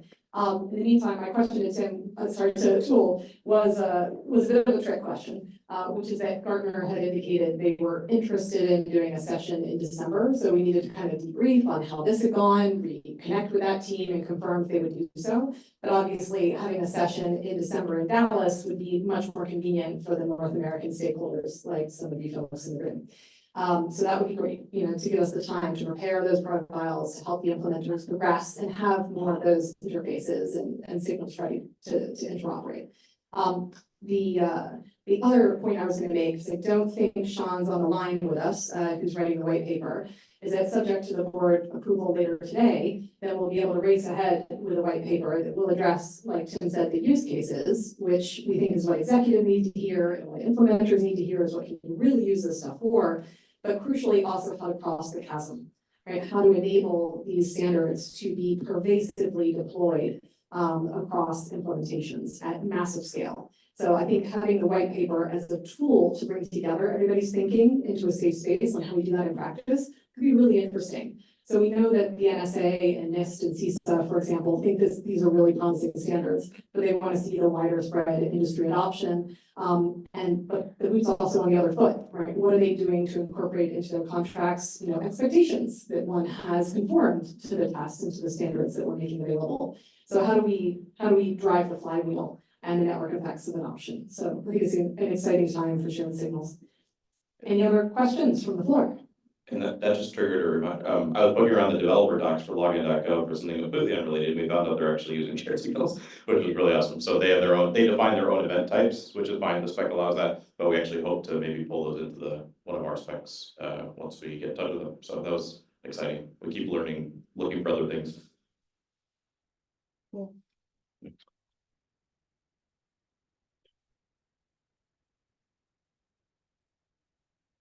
The recent cybersecurity review board document did mention waiting for someone. signals. Not my problem. It's a thing. I know. How is the shared signals working group engaging with the CSRB on that for the promotion of shared signals? Or are you? Nothing yet. We have had talks with CISA in the past.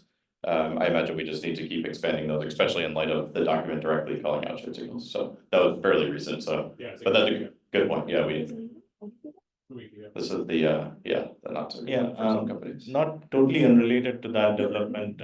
We have the University of Stuttgart actually doing a formal analysis of those Right now. right now, and the initial preliminary findings are very encouraging. That there's not much work for us, but Yeah, so you've been joining the calls, keep pushing on us to have that conversation. It hasn't been a call since the report. No, that's what I'm saying, but you've been on the calls lately, so yeah.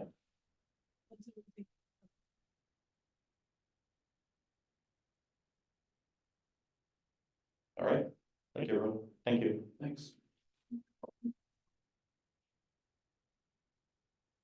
Quick break. Oh, you have your own mic.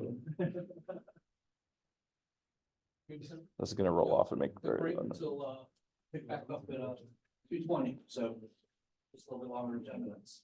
Can you repeat that closer to the mic, Mike? Schedule back up for those line if it's not in the deck already. So Pardon?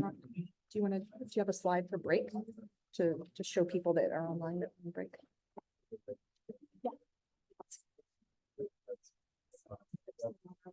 I just want to check, we didn't hear, what time is the event restarting?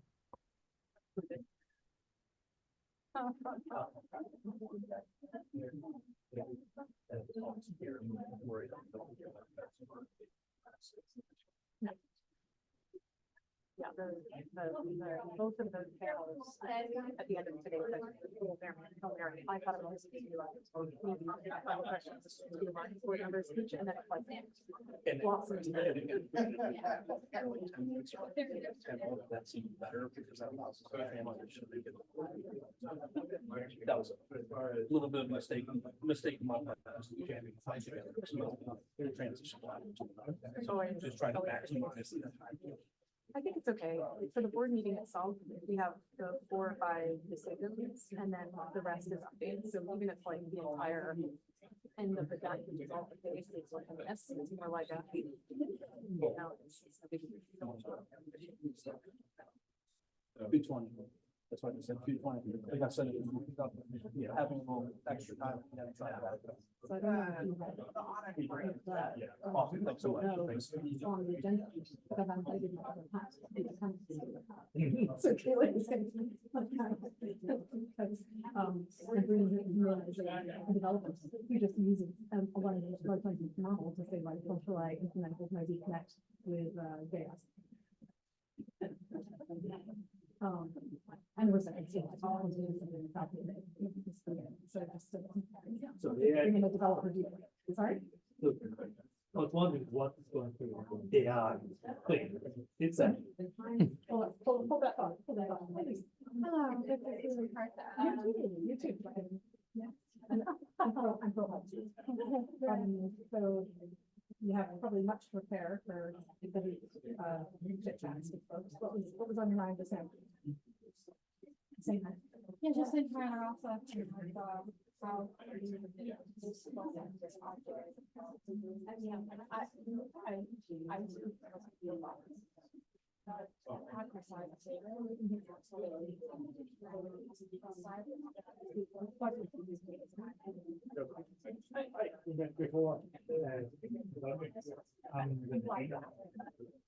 I wish I had seen the question in a tentative way. Yeah. Okay, if California goes down this path, would you be influenced for some of that? You know, leave it on the back. I mean, there's every chance that the budget also holds. And so then, well, I don't think it was disingenuous because they said, please go ahead and continue finding out how to do it. I think part of the onus is on us by finding partners, resources to scale it, where to have it, all that stuff that can keep the cost down, so that's like fits within something. Yeah.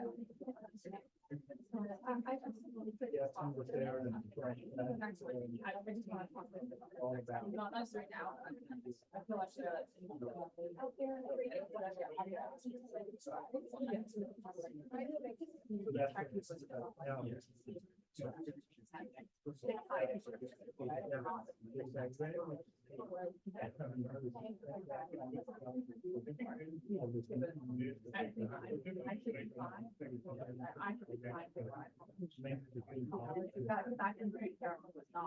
overusing it. Yeah, he's got some stuff, but but this is one of the things I'm thinking on my list. But yeah, some of the last one work. Yeah.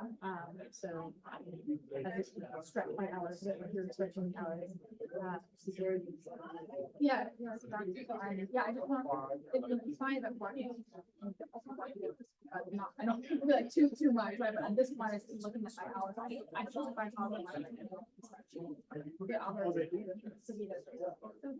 think that could remind me of another turn on this page. Yeah. Yeah, Friday. That's Thursday. So I think that's why I didn't kind of after board dinner tonight. I'm like trying to know my nose because it's more like accepting the voice call and I have a little bit of freedom. But obviously the work is one of the sidebar things.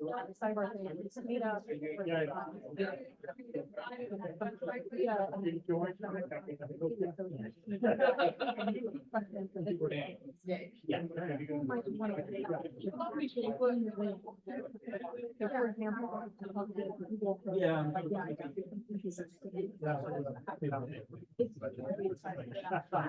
I've already.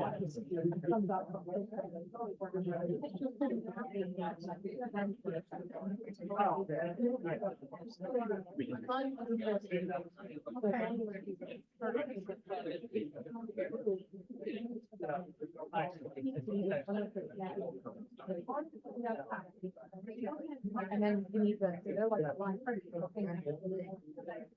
Yeah. And then.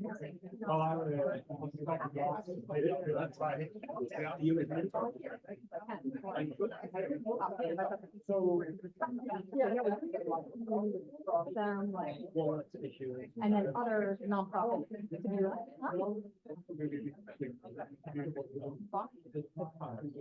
Oh.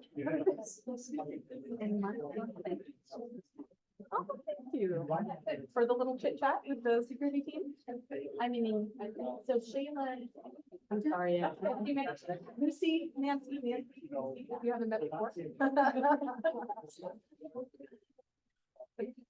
Member of our, yes, Nancy's sister. Lucy and I are working together on some California DMV stuff. You might have seen her, but yeah, we're working on some things like hackathon. You're aware of California's work on mobile drive license. You're exploring how would we approach California DMV, either led or partnered hackathon type of thing. And we think many friends attending will probably show interest.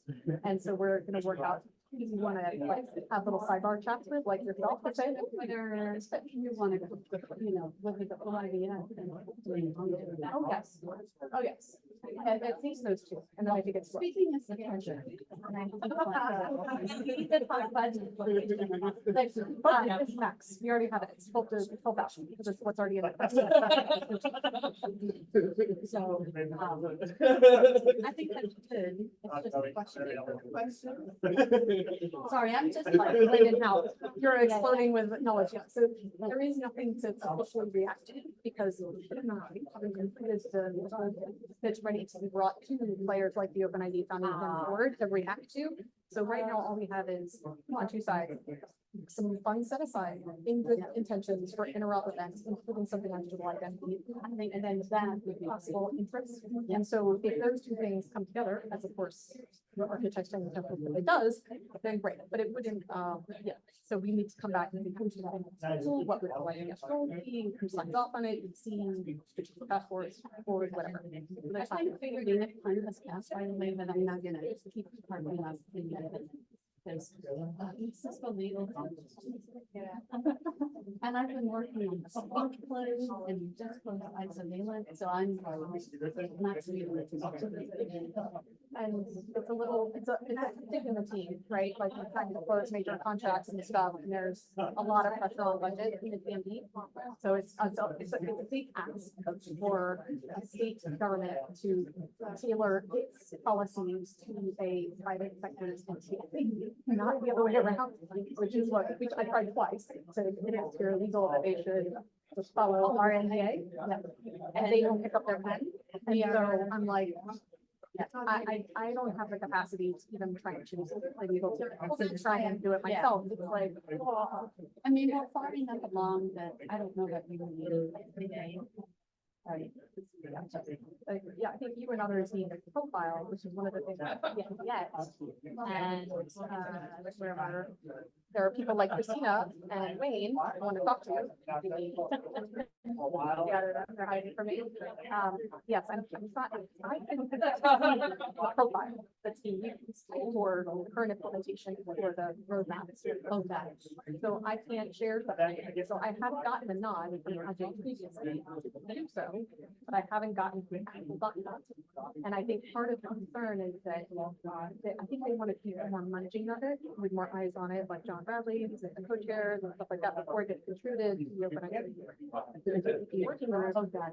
And it can be some, strategic some partners like get their eyes on it in that early window, like yourselves, right? Where we're just trying to like massage it before it becomes a formal contribution to the working group. So I think that's where there's like a little bit of question marks. It's not even necessarily resistance. It's more like question marks on, is it ready for prime time? You know, I'm so used to the IATF where people come in with just this. We have different.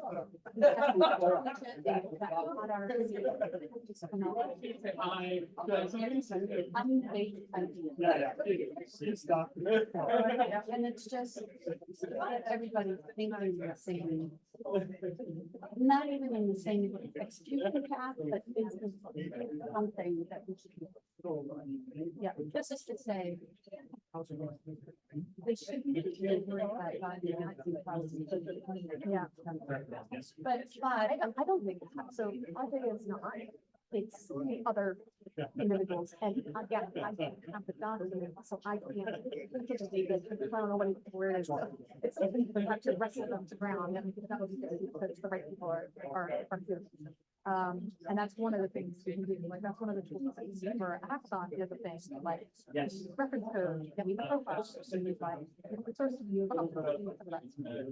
But tell me, any other feedback from the talk? Yeah, we usually like talk. So any other? It's amazing. So did she ever come back to you? We spoke on Friday. Did she tell you? Not yet. Well, That's you know, okay. what's the thing? It's like, I'm here and she's like here and Yeah. because anyway. So are you different teams or you're in her team or? Right, but we can have us like our.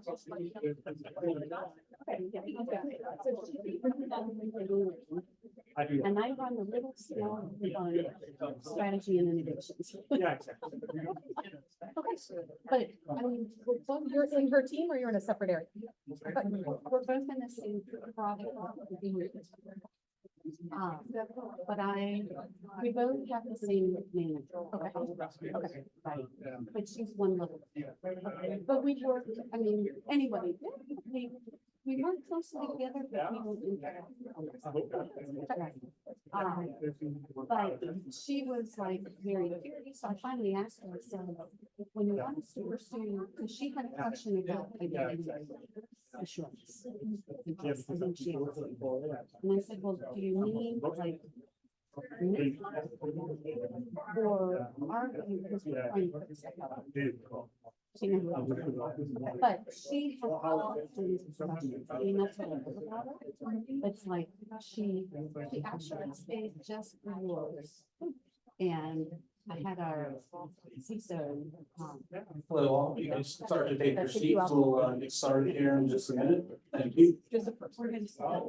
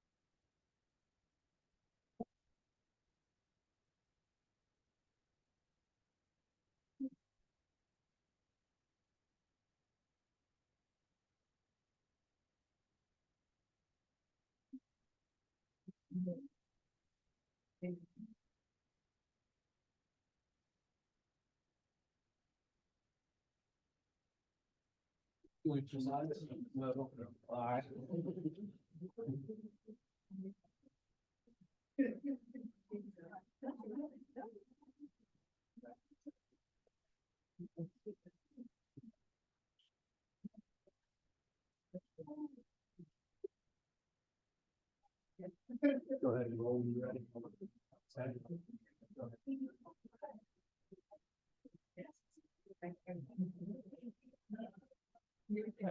Hey everyone, we're going to get started again. If you would take your seats, please.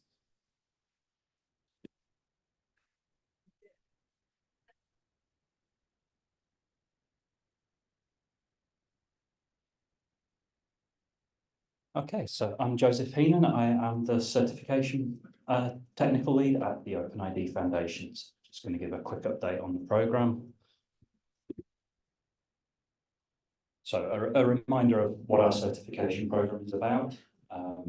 We're really about encouraging interoperable, secure implementations of the specification, really trying to aid adoption, just based through a set of open source testing tools and what we call self-certification. So there's the certification suite is something we host in the cloud, but you can also download it and run it locally. You can integrate it in your CIs and things like that, but you run the tests against your authorization server or your relying party, or coming soon your issuer or your verifier or your wallet.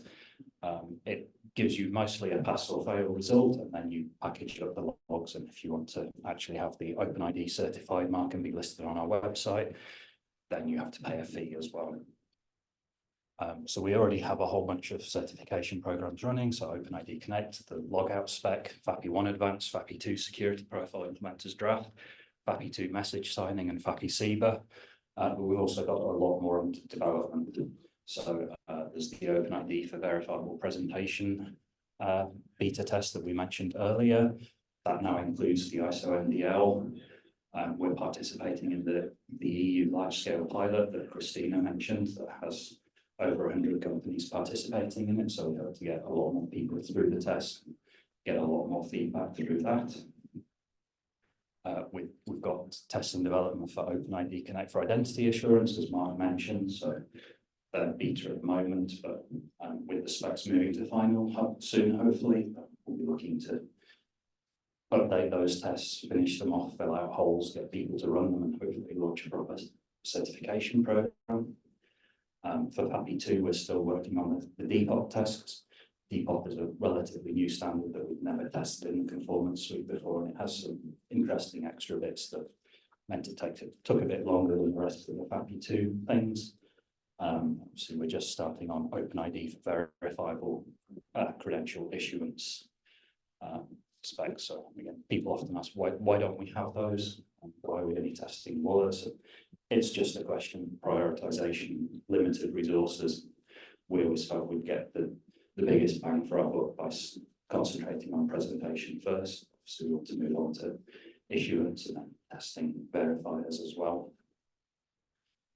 For the future roadmap, we're intending to do tests for OpenID Federation, the spec Mike mentioned earlier. We've had some directed funding from ConnectID. Dima's here somewhere. I don't know if he's in the room or outside chatting, but that's that kind of directed funding to aid the development of the test is always greatly appreciated. For FAPI2, we need to do FAPI2 versions of the CIBA spec, and the latest draft of FAPI2 message signing also uses the HTTP signatures RFC from the IETF. We need to develop tests for that. But we are in a position where we don't seem to have very many implementations of that spec at the moment, so we don't yet have something to test the tests against. So if anybody is implementing those specs, please get in touch with me. I would greatly appreciate it. And we also have to do a new FAPI profile for a new ecosystem we expect to come online later in the year, which is the United Arab Emirates. We expect them to provide some funding for developing those tests again. Again, that's going to be a regulatory requirement for their banks and fintechs to certify to FAPI. So just talk about some other things we've done recently. We've done a new FAPI1 advanced profile for Open Finance Brazil as a result of a lot of implementation feedback they had. They've simplified their specification, which has increased their interoperability and actually made things much simpler for the implementers. That was quite a bit of work, as we had to get all the participants in the ecosystem, which has about 400 banks recertified on that new profile since Christmas. So that took quite a bit of the team's time. We're doing a lot of ecosystem support, so helping UAE, making sure that we understand their profile and it doesn't have any holes in it or things that aren't clear before we start implementing the conformance tests. We've also been talking with more ecosystems like Chile, Colombia, possibly India, and a few others that again are looking to adopt OpenID specs. So as Gail mentioned earlier, we provide outreach to them, help them understand the specs, how they should use it, how they can use the certification tools, what best practice looks like in other ecosystems and that kind of thing. And we've also been tackling some technical debt and bringing dependencies up to date and just that kind of general housekeeping thing that had fallen a bit by the wayside for the past few years as we concentrated on testing. And these things always catch up with you. And as we mentioned earlier in the session about FAPI, there's a lot going on in the USA and Canada. We're expecting regulatory updates to drop during this year. We're definitely expecting them to see them endorse FAPI in some way, whether directly or indirectly. Probably expecting FDX to be a big player in both countries because they are one of the biggest stories in both countries at the moment. But we're not yet sure what those ecosystems will say about certification. So we just have to remain to see. But we've had conversations with the regulators in both countries, and we'll try and have more conversations as we can. I think that's my last slide. So yeah, any questions about certification? Mike. This is only incidentally about certification. It's about ecosystem development and interoperation. But that said, the certification team has more visibility into the differences between the national FAPI profiles than probably anybody else. And this is probably a much longer conversation, but what is it that's causing nation states to create profiles that are different from one another, A, and B, are there things that the FAPI working group should do to try to make it easier for people to use the spec without substantial profiling? Yeah, so I think there's two different things going on. One is that FAPI deliberately leaves a few options open to people, so it says you should use MTLS or private key job client authentication, but it doesn't say which, and it says you should use either DPOP or MTLS sender constrained access tokens, but it doesn't say which. So ecosystems that are very much aware of what constraints they have to work under, if they can pick those options, then that makes life much easier for those implementers. So that's an example of the kind of profiling that I think is good and we wouldn't want to discourage. In other cases, then they may be adding custom steps before the authorization, like what we would call the lodging intent pattern. And we do have more interoperable ways to do that probably now, like RAR and grant management. So we are gradually cajoling those kind of ecosystems in the direction where they use those more interoperable things rather than having a custom profile for those. Thank you. Any other questions?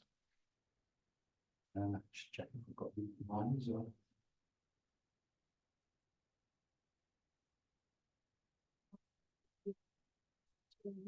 Yes, I did mention Colombia and Chile, Gail. So again, we expect those ecosystems to adopt FAPI. They've got at least draft rules that explicitly mention FAPI. And we're trying to get the meeting set up with the relevant regulators to advance that and help them understand how they might use certification.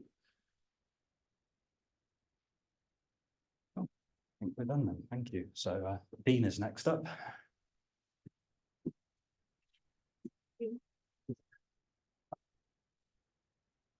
All right. Thank you, Joseph. My name is Dean Sachs, for those who don't know me. I work at AWS. This is something I'm actually doing mostly in my personal time. I might cry. I hope none of you cry. But you know, we'll go through this and we'll make this work. So I'm here today to talk about death and the digital estate. Because all of us die. All of us will have some sort of digital estate, and we need ways to handle that. And so I'm working on building a community group within the OpenID Foundation to work on this problem. But first, I want to give you a little bit of background. I want to tell you a little about how I got here, why I'm here talking about this, because I'm profoundly uncomfortable with the topic and don't enjoy it myself. But this is my friend Roman. Roman and I met around 2005. We were consultants at Foundstone Professional Services. We did software security consulting, secure security lifecycle, pen testing, other kinds of activities for our clients all around the US. I spent a lot of nights in hotels together, eating and drinking together, hanging out, and we became really close friends. Roman was an adventurer. He was a mountain climber. He was an ice climber. He was a marathoner. He was in great shape, way better shape than I could ever hope to be in. And Roman left us unexpectedly. Roman died when he was 39 years old in 2010. And Roman was a great friend because he was the kind of guy who, we were on a consulting engagement like this one, 45 miles outside of Philly, would say, hey, it's only 45 miles to Philly. Let's go get a cheesesteak in the middle of a snowstorm in December. I mean, it seems kind of weird, but this is the kind of guy Roman was. And I miss him. And when he died, we ran into some problems. And we ran into some problems because Roman had a digital estate that was locked up very tight. Roman was a privacy advocate. He was a security guy. And the choices that he made it really hard for his widow and his two small kids who were under 5 years old to get access to photos and other data that they had. Nobody should have to go through this. After Roman passed away, I spent a lot of time thinking about this problem. And I wasn't involved in identity at the time, but I thought about the idea of a digital dead man switch. And if you don't know what a dead man switch is, there's a terrible name for this talk, at least, but a dead man switch is the idea that if I'm a train conductor, I put my foot on the dead man switch, and as long as my foot is on the dead man switch, I can drive the train. As soon as pressure comes off the switch, the train comes to a stop. The reason is because if the conductor were to become ill or otherwise be distracted from his or her job, foot comes off the dead man switch, train stops, everything's safe. It's a fail safe. And so initially, as I thought about this problem, I thought about how do we get a dead man switch for our online accounts? And then promptly forgot about it because life is busy and lots of things happen in the intervening years. 2022, you probably recognize some of the people on this slide. This is EIC in Berlin. This is at the Hilton Hotel in Berlin after a great meal and probably a few too many cocktails based on what's on the table there. But this is starting from the left. You've got Andrew Shikiar, myself, Khaled Zaki, Tim Kapali, and Vittorio. And over drinks, late into the evening, we started talking about death and about the dead man switch. And Tim, who unfortunately isn't in the room, and I wish he was right now, in the way that only Tim can. No, Tim will catch up another time. In the way that only Tim can, Tim renamed this service to DDS, Dean's Death Service. A name that probably should never stick, but this is Tim. So we talked late into the night about this service. We all went home and promptly forgot about it because life got busy. And about a year later, as we all know now, Vittorio became sick. So in July last year, when Vittorio reached out to me and let me know that he was sick, and then when he went to the hospital, this started coming up again. I started talking to others about it and sharing my idea and sharing with my community. And after Vittorio passed in October, we had IIW and we had Authenticate. And it was during those conferences that I talked to a lot of people about this topic. You can see here, Aaron Crow, Ian Glazer, Nishant Kaushik, Teresa Wu, Mike Kaiser, Kalia. All of these folks were so kind with their time and their energy to talk about this and offer ideas and feedback. But the universal feedback I got was, we need to do something about this. And we as a community have not yet. And so, what's the problem? The problem is that death is unfortunately the forgotten state transition in identity. We talk about joiners, movers, leavers, and all of these things, but we don't, and we talk about birthright in identity, but we don't talk about death. And we need to, because it's something that is going to happen to each and every one of us, and each and every one of us in this room has a digital estate. As individuals, we lack clear, consistent, usable tools to enable us to determine the disposition of our digital estate. I can go to Apple and I can set up legacy contacts, and I'll be the first to tell you, I haven't done it. Why? Well, getting a will was hard. Getting the second will was hard. Doing the legacy contacts at Apple, not that hard, just there's sort of a mental pushback against doing the thing and thinking about your own demise.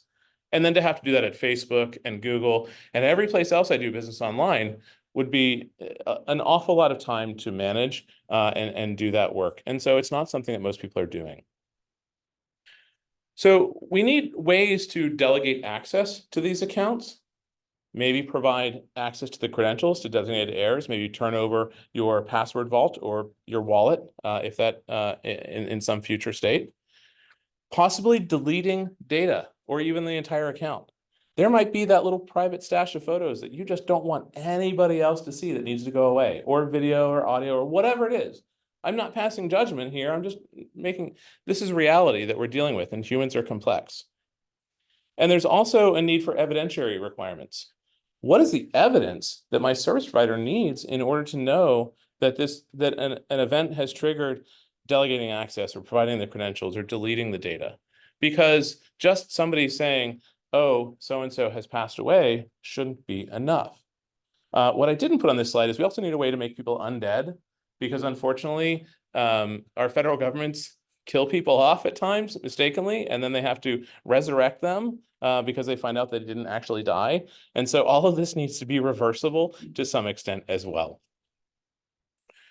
And the problem is international, because there's an interplay between local laws, customs, and international systems that we need to think about here. We can't come up with a solution that is going to be anything more than a framework, because anything more than a framework wouldn't respect the individual needs of different countries, different groups of people, etc. And so we shouldn't try and solve every problem here, but we should try and provide some high-level work to help begin to solve this problem. So the goal that I've set out for myself and why I'm here talking to you today is to establish an OpenID Foundation community group on death in the digital estate. I have started writing a draft charter, and I'll say I've started writing a draft charter because I have a Word doc that has a title on it and has nothing else in it yet, because I've just been too busy to get that part actually done. But I want to deliver this charter to provide a space to bring together experts and other interested parties, both in digital identity and law and policy, to talk about this problem, to develop use cases, to develop the broad data flows, and develop the guidance for service providers who need to handle the event of human death. And also identify what are the out-of-scope issues. What are the things that we should never touch, whether they're legal, political, or social. The financial industry in the US, for example, has a set of laws already that handle death and unwinding your estate. So we probably don't need to touch that. But in speaking to another lawyer, I did learn that in places like Coinbase and the cryptocurrency marketplace, they're all over the place. They have a mess. They don't know how to handle this stuff. I'm not saying that we need to get in that business for them, but these are areas that we need to explore. And then longer term, the goal should be to establish an OpenID Foundation working group, hopefully to develop protocols that are based upon the output of the community group. So the community group defines the need, defines the use cases, defines some high-level data flows, and then a future working group develops the protocols. So as I said, the charter's in an early draft state, and I need collaborators. So I would love to get this done by the end of the quarter, end of June this year. If you want to help, you can contact me, deansachs@amazon.com. You can find me on OpenID Slack. You can find me on ID Pro Slack. You could probably find me on LinkedIn and 100 other places too, all of which I need to establish a way to unwind when I eventually die. But if you want to help, please let me know. I would love your help and love to work with you on this, and then seeking collaborators for the community group, hopefully, if it gets established. So questions? Mr. Jones. Me again. This seems to be adjacent to the problem of another transition from the party being mentally competent to being mentally incompetent and needing supervisory care of some beneficial manner. Absolutely. I'm glad you called that out. It is so much easier from a language perspective, just talk about death and dying, than to talk about all of the other ways in which a human can no longer manage their own assets, their own digital assets. So you are absolutely correct. We need to bring that into scope and make sure that's handled as part of this, and find the language to handle it in a way that's respectful. Sure. And more comment. Yeah. I think it's more of a question for the group, which is, you clearly tested the waters with many, very informed people, but I'd love to hear from the audience whether, your organizations are challenged with this, whether you personally, see the gap. Because I think we've imagined there's a vacuum here, but maybe there is other good work going on somewhere else, or maybe some people have made real headway that we're not aware of. So good to hear if others think this is a legitimate problem, because ultimately the community group will need board approval to be formed and all that Absolutely. good stuff. So just love to hear some more comments from the group.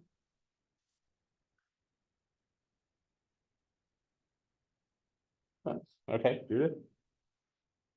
Mike, you got George back. I'll just say, I think it's very needed.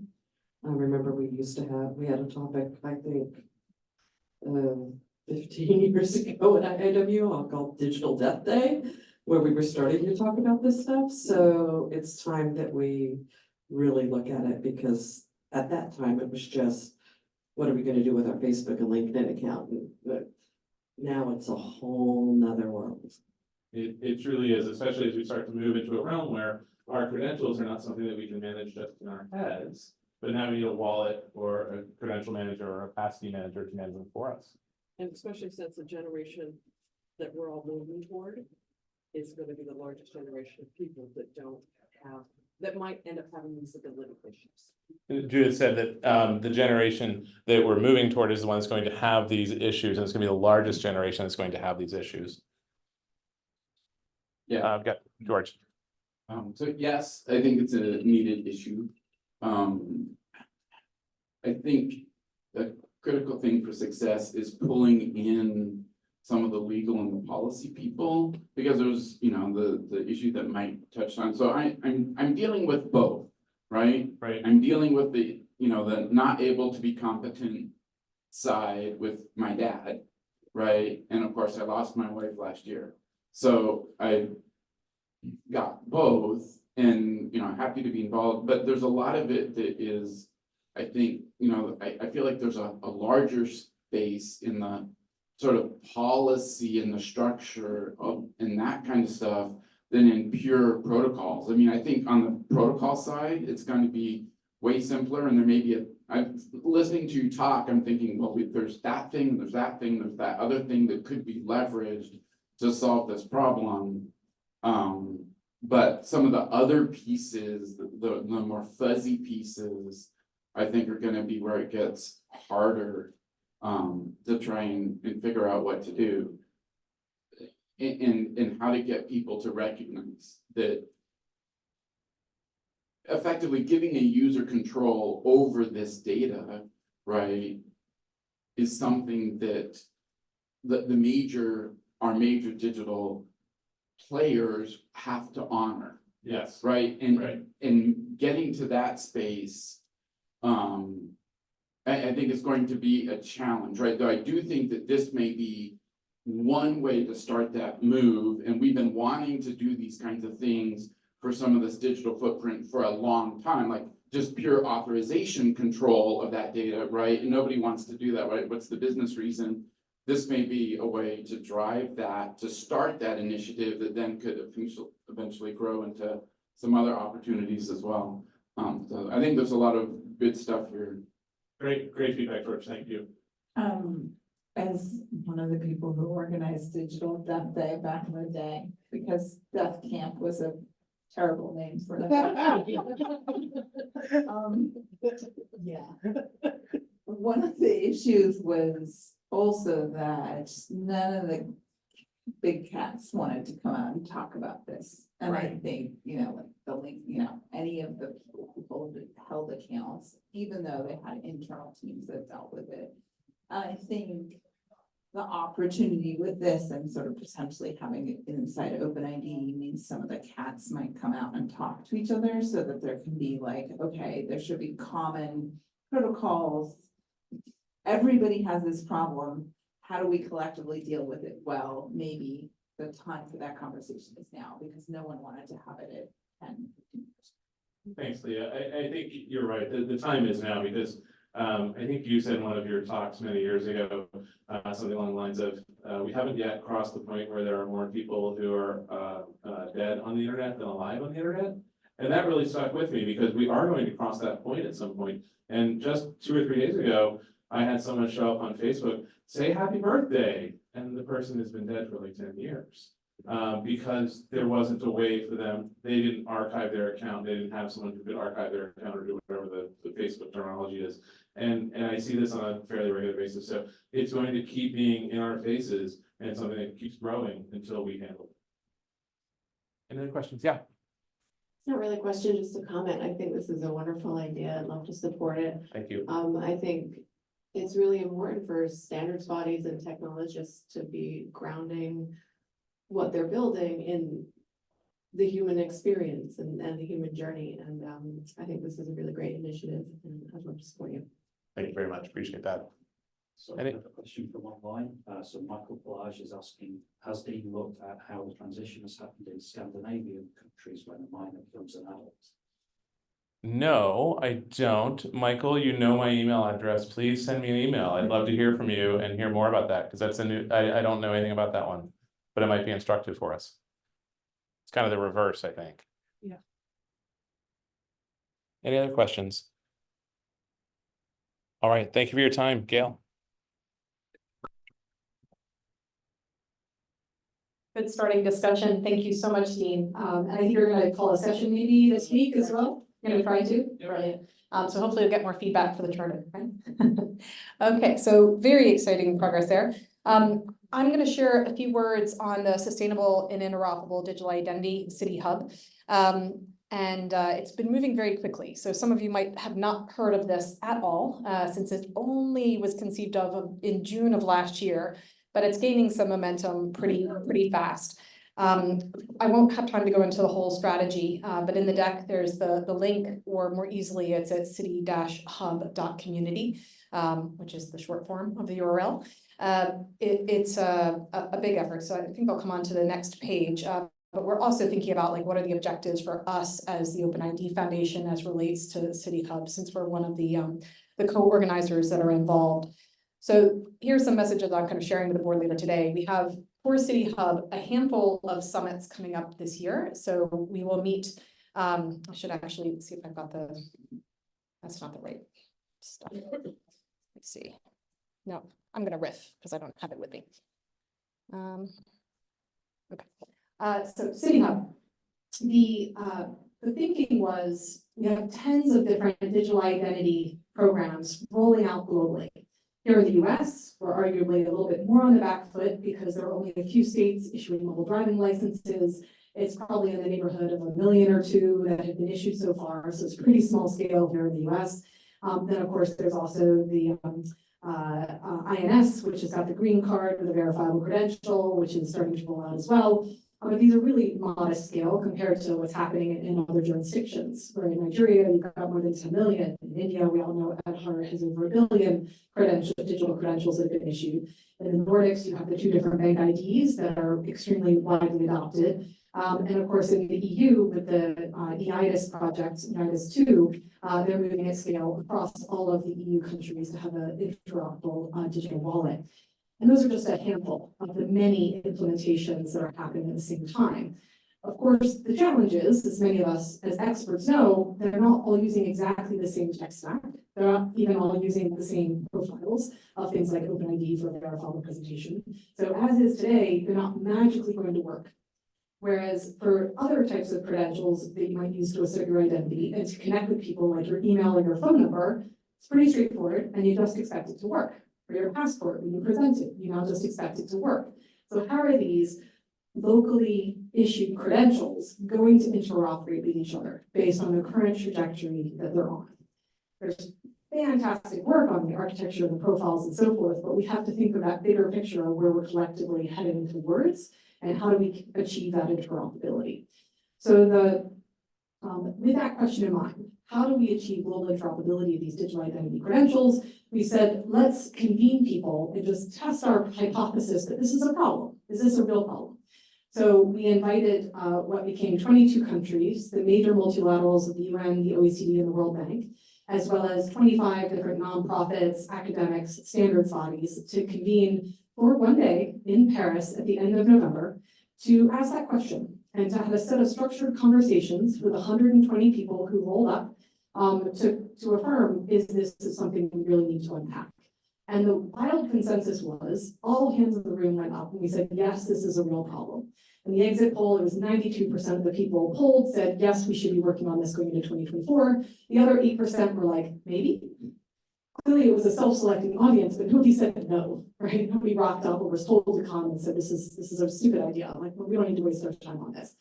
And the concept is that you don't stop any of the work you're doing within your local jurisdiction. That must continue to go ahead. But some proportion of bright minds need to be working towards this convergence question of how to solve for the interoperability. And so the strategy, the structure that we came up with was, it's a bit premature for any one organization to lead everything. It would be premature for any country to dictate to all other countries, this is how to get it done. It's a bit premature to say that any multilateral organization like the UN or the World Bank is going to solve this for everybody else and they can take the leadership on. And it would also be very uncomfortable for any one private entity to drive that, right? Probably backlash. So if the nonprofit community could come together to jointly offer leadership, then it can create a safe space for all of those stakeholders to come together and to work on what the plan would look like. So that's the model that we set up. Not a new entity, but a community group and a safe space to try and work out what to do and how to do it. And the strategy that was developed over the winter was to do two things: set up 5 different work streams and to set up 5 conversations or 5 summits in all 5 continents. And the 5 work streams would start with, what are the champion use cases? There's no natural place to decide what is the use case that one should start with, or what are the top 2 or 3 use cases to drive cross-border interoperability of digital identity. There are many brainstormed ideas. There's the financial services use case. There's the age assurance use cases for, protecting children online or, getting access to pornography. There's it's so many use cases. It can often be mind-numbing for those that are not involved in identity to realize that it can underpin supply chain of physical infrastructure or underpin the supply chain of code and pushing every line of code. And it can, of course, be abused. And there can be compromises in the way that it's set up. So it's wildly charged, and therein lies additional problems for any specific government to take too strong a stance or to figure out what they do. It's like tripping over into so many different remits across the government that's also complicated. So we said the first thing to do is to work on use cases. What would the community say are the natural champion use cases? What's a transparent process to define criteria, to qualify those different use cases, to come up with a sausage-making process to say, here are the top 1, 2, 3. But then it's a manufacturing line, just like any private company would work on a roadmap and try and prioritize the most impactful use cases. So number 1, champion use cases. Number 2, minimum requirements for interoperability of the technology. It's very complex, the layers of the stack, all these different implementations. The ADHAR is very different to an EU digital wallet implementation. There are a lot of different considerations from the cryptography down to the presentation and the UX, through to the protocols. Is an OpenID standard used or a different standard? And is trusted over IP or DIF? Like, where do all these things fit in? And what role do they play? So for those specific use cases that make it through the sausage making factory, what are the minimum requirements to enable the interoperability of them? And again, just like good private sector practice, what are the first building blocks you can put in place to deliver those use cases to set up the foundations for global interoperability of digital identity, right? What is that infrastructure? So that's the second area, really hard. I'm glad I'm not leading that one. The third one is the trust framework mapping, also incredibly difficult. The trust framework being the very beautiful word to describe policies within a local jurisdiction. And how can you then present it? How can one jurisdiction accept a credential that's been developed somewhere else? The work of the Open Identity Exchange is incredibly mature in the work they've been doing. It's obviously got a long way to go as well, but it doesn't have that global buy-in yet. A lot of the stakeholders come from the global north, particularly the UK, parts of Europe and the US. How can they act as a flywheel to munge through some things, bring it into a safe space and a public space like the SIDI Hub to refine and to iterate on how to map the trust frameworks? It's basically what the policymakers would want, to be able to take their policies and have the engines to turn it into mapped trust frameworks, and then for that to turn into the protocols themselves. It would be too detailed for them to start with, here's exactly what protocols I would like you to pick, here's exactly how this trust framework map. And if we had to go with multilateral, bilateral agreements between countries, we'd be here for years, right? So we don't need to take that long. We can be more flexible in how we develop the trust framework mapping and do that in, again, a very transparent way. And the other two work streams are on metrics and on governance. The governance one is both how the community conducts itself. That's more straightforward, slightly tricky because it's not a real entity.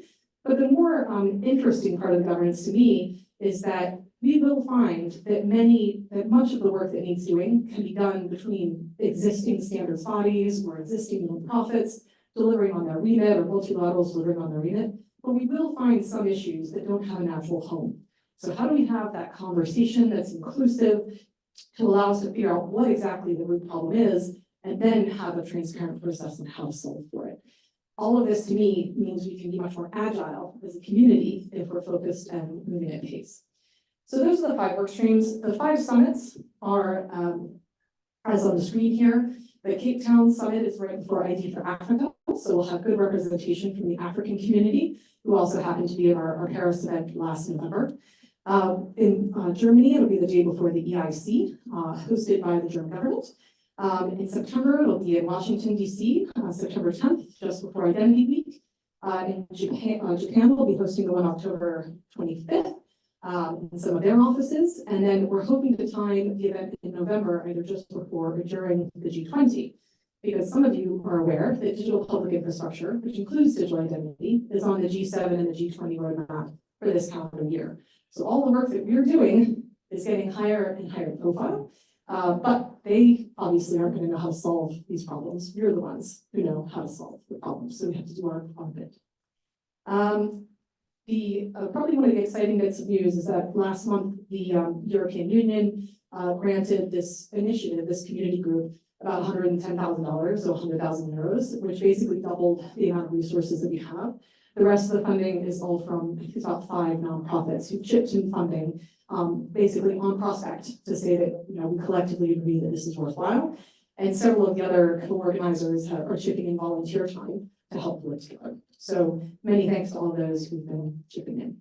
So I think I'll pause there after that little diatribe. I will hopefully be talking more about it with some of the other co-organizers, and we haven't read it yet, but hopefully we'll pull up a SIDI Hub card and we'll have a deeper dive session into the strategy, and we'd love to get feedback from the community. So with that, any other initial questions on SIDI Hub and what we're trying to do?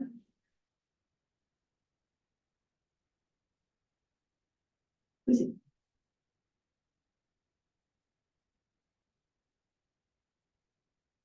I have a clarification question regarding the first work stream on champion use case. Are you imagining all the countries who are involved are aligning on 1 or 2 use cases, where you're thinking about multiple use cases, not necessarily aligning everyone, but kind of a critical mass around these ones? So good question. So I myself am not an official co-chair of any of the work streams. I think we've got about 14 co-chairs confirmed across the 5 different work streams. And so it will ultimately up to the co-chairs as they set that up to decide the process.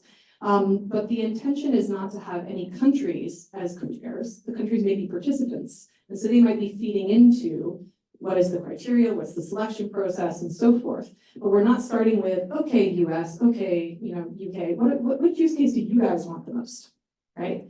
We're trying to start with what are the kind of brainstorm use cases that came out of the last workshop, and then trying to create the methodology so that everyone can agree to the methodology, and then applying that methodology consistently to each of the use cases. So it's intentionally the other way around, not trying to say, we think we can survey 30 countries and get an official response from each government on what is the use case that they want to do, and starting that way. I think that would, just to be efficient, that would probably take too long to do it that way around. It's a good way as well, but I think it'd probably be too tricky. Does that answer the question? We'll talk more. Very good. Good. Thank you, Gail. Very good rundown on it. On their slide behind you, it says staffing And I thought the money that was being used for SIDI Hub right now was just for the technology and bringing people to the events. So to be able to pay for government officials from countries that otherwise wouldn't be able to attend. Yeah. So what does it mean by key staff, personnel identified for SIA or IDF?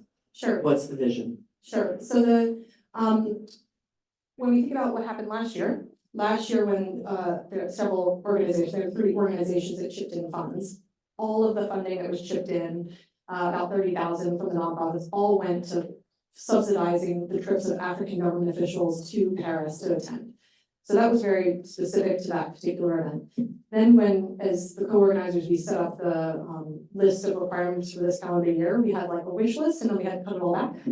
So some of the priority initiatives include funding the website, like communications channels, which are going to require some baseline costs, as well as we had put a certain amount of money towards doing things like writing reports, like who's going to write the reports. And we had almost negligible funding towards funding trips, the travel component. So that was kind of more like became the gravy. So happy to talk more about it, but in the strategy document, we laid out what that was.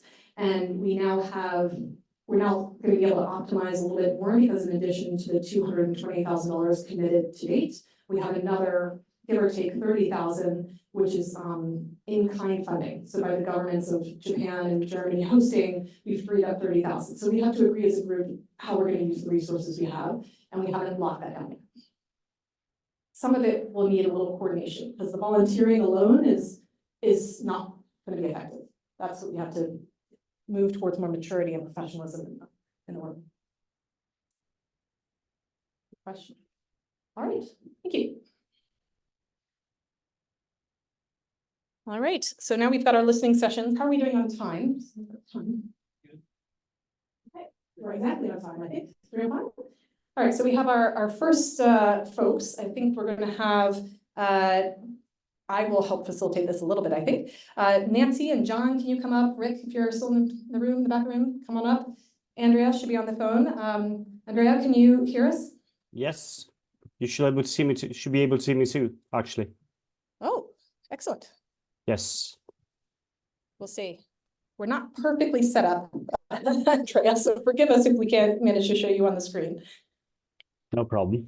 Anywhere you want us? I think I was going to do Andrea first, and hopefully I'm going to be able to click on the link. This might be putting this to allow. Aha. Okay. But have a seat for a second, Rick. Have a seat, Nancy. And then also John is hiding somewhere. Maybe somebody can go. You want to go look for me? Thanks, Joseph. So what I have up on the screen, Andrea, was I thought we would start with you, but I'll kick off the conversation, briefly introduce each of you, and feel free to say a few more words about yourself when we come to you for comments. But what we're going to do for today's session is that we wanted to have our first listening session. The board had asked for this calendar year to really listen carefully to what was happening around post-quantum cryptography and around the intersection with identity, so we could just start to prepare, start to think about what it was going to mean to us as a community. And so I asked these 4 individuals to pop in and share a few of their thoughts around what's concerning them, how they would think about preparing for the future.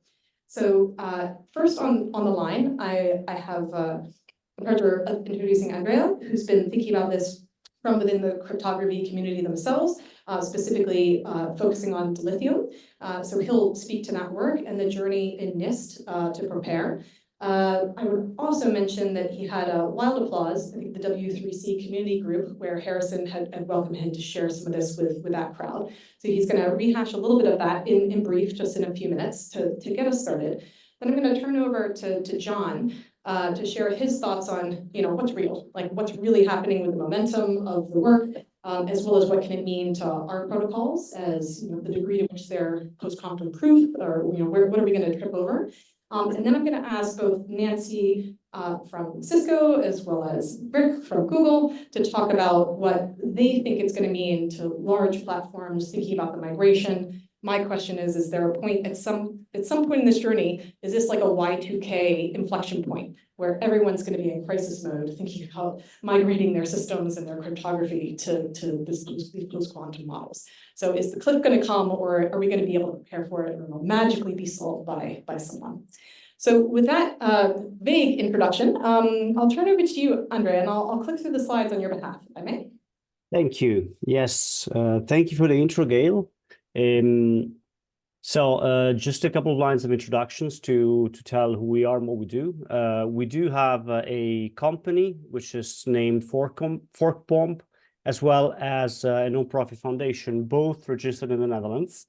And we've been working with cryptography since 2013, 2014. We got some funding from the European Commission that allowed us to build an open source cryptographic virtual machine. They've been growing.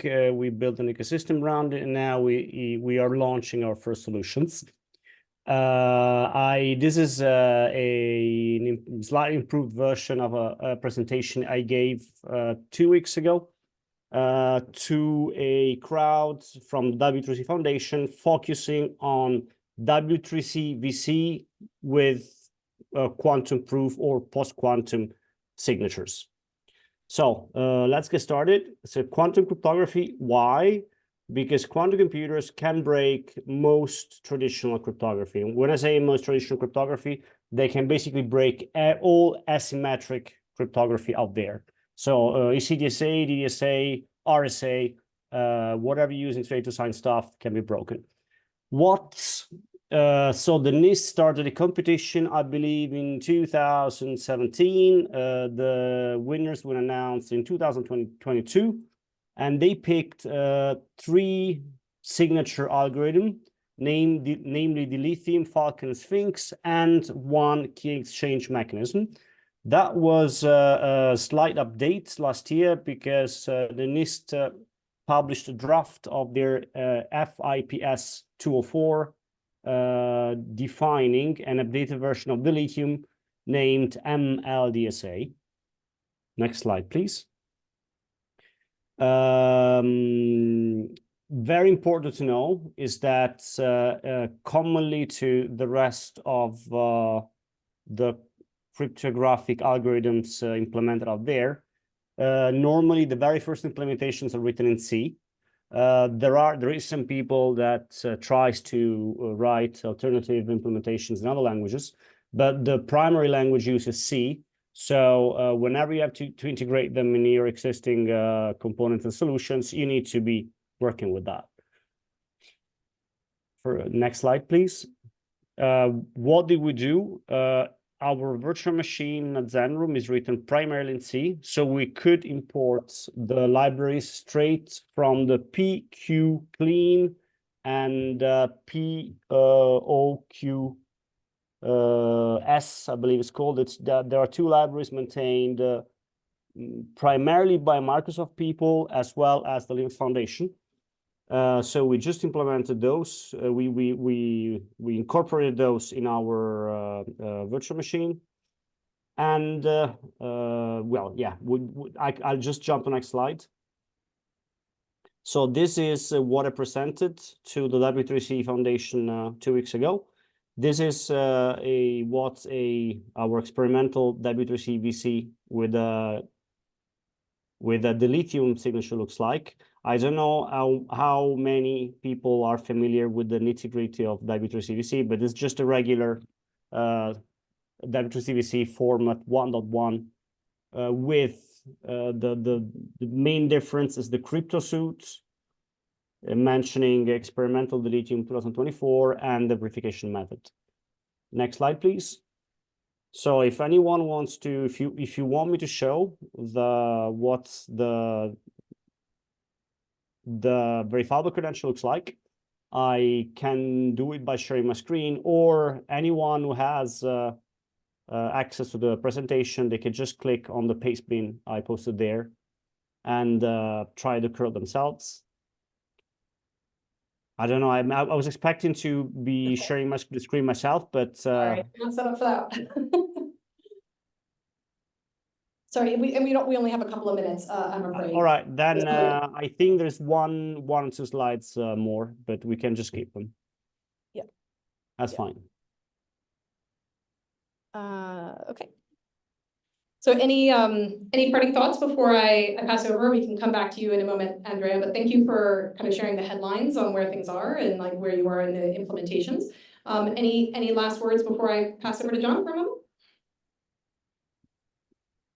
All right, we'll leave it there for now. John, your thoughts on what's happening in the market right now? I'd like to say that it's all good, no worries, but from the laughter, you know me.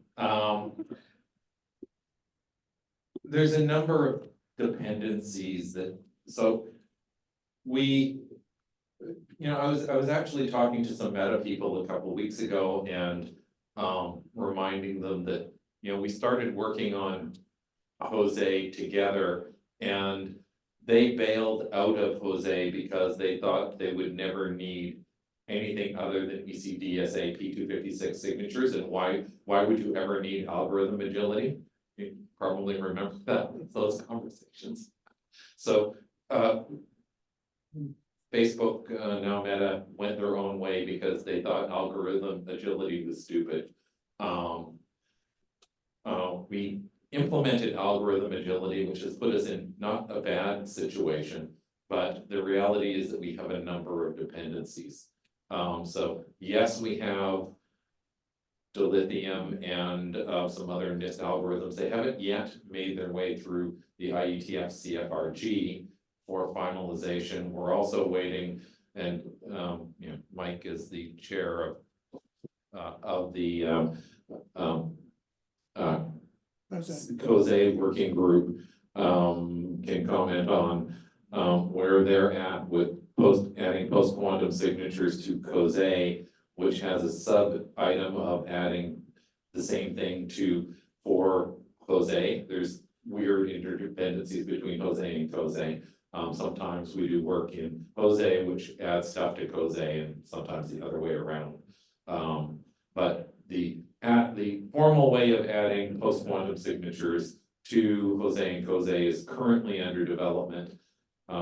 We need CFRG approval to get algorithm identifiers so that we can actually have interoperability for those post-quantum algorithms. So that's all in progress. We know that will happen in the fullness of time. There are a number of things that people haven't really thought about yet. So being post-quantum secure, but leaving your private keys laying around on a hard disk someplace may actually be more problematic than not being post-quantum secure.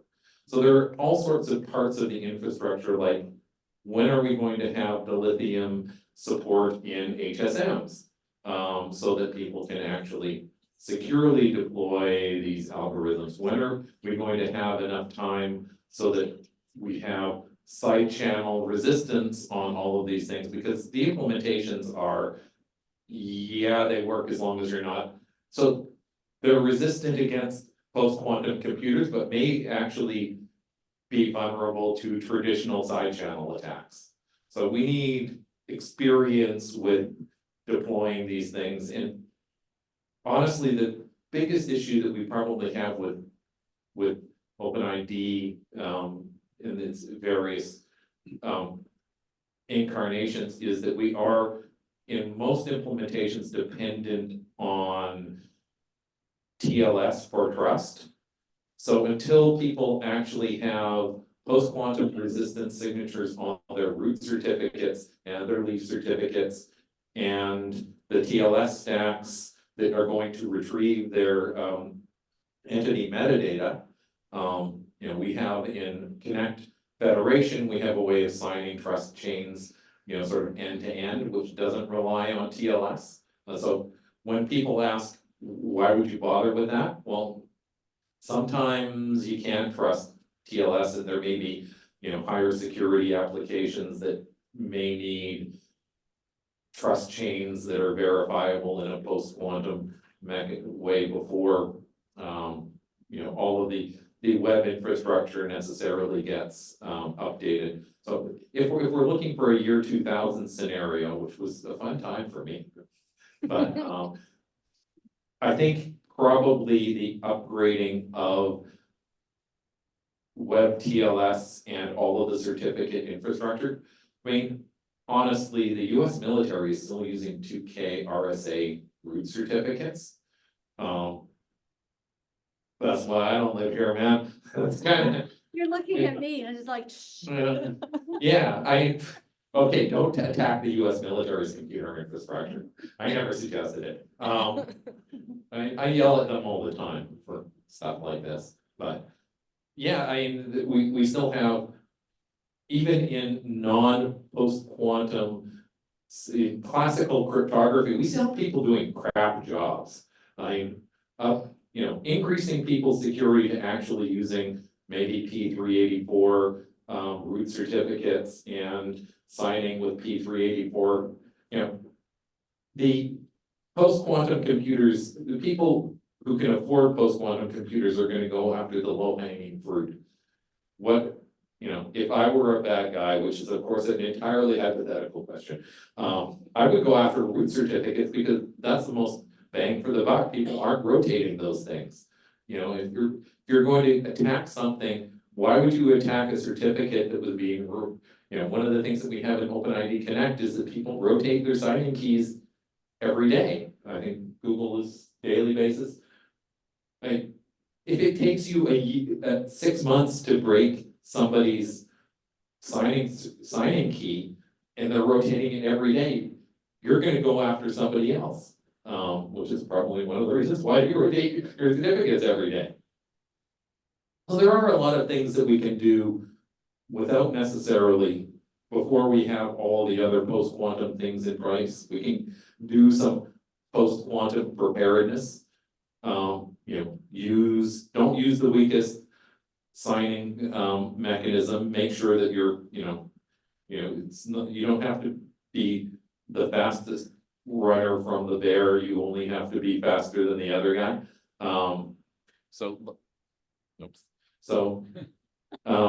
You know, choose better pre-quantum algorithms, actually take care of your, having well-deployed security, rotate your keys on a regular basis.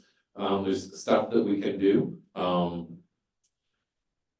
before we actually have the rest in place. But I think, as far as, being able to sign with the lithium, etc., we're probably from a COSE point of view, we're actually going to be fairly well ahead of the curve. It's the traditional TLS infrastructure that probably scares me more than anything. And I know that, as somebody who actually works on HSMs, I can tell you that the major vendors are probably going to be embarrassingly big.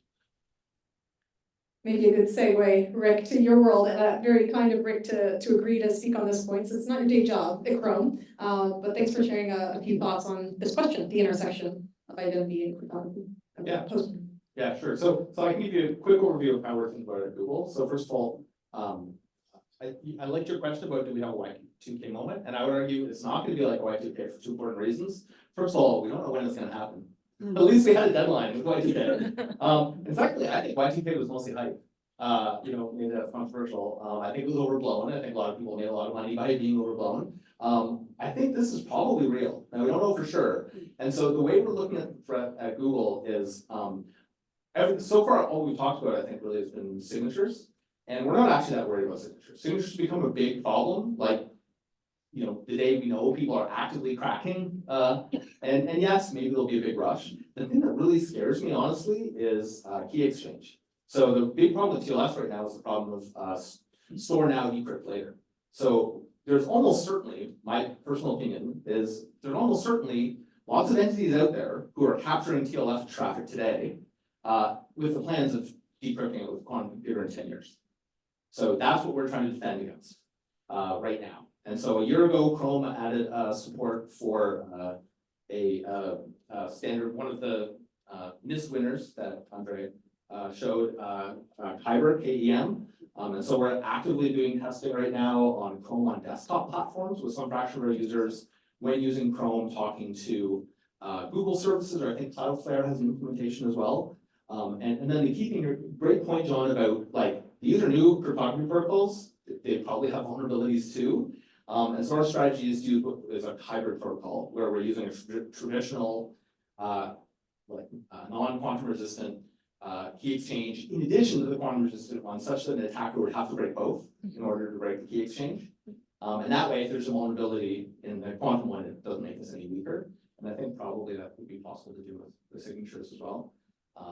And so, yeah, so we're actively testing that right now, and our hope is to ramp that up and actually have a larger fraction of our user base and a larger fraction of the page loads, and hopefully getting web servers to upgrade to it, because this is, we won't know this is a real problem until it's too late. So I think that's the thing we have to act on now. So my challenge to all of you would be to ask, I'm pretty new to the identity community. I've been in browsers for 13 years, but pretty new to the identity community. And are there places in your all's settings where the store now decrypt later threat is a real threat? Generally, that's not a problem for signatures, which is most of what we do.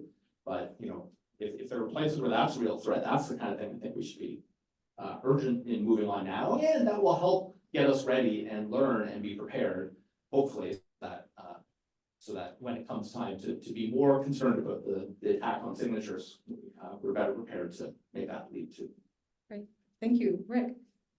Nancy, how are you thinking about it? What they said? So, I mean, to add on to it, it is a reality. It's not a question of if, it's a question of when. And to Rick's point, we don't know exactly when it's going to happen. From the standpoint of where we sit, because we're providing the security mechanisms, to John's point, right? There are far other places that we can look at, even in today's solutions, that we lend our implementations to be vulnerable. And so looking at the storage and those mechanisms become a real key.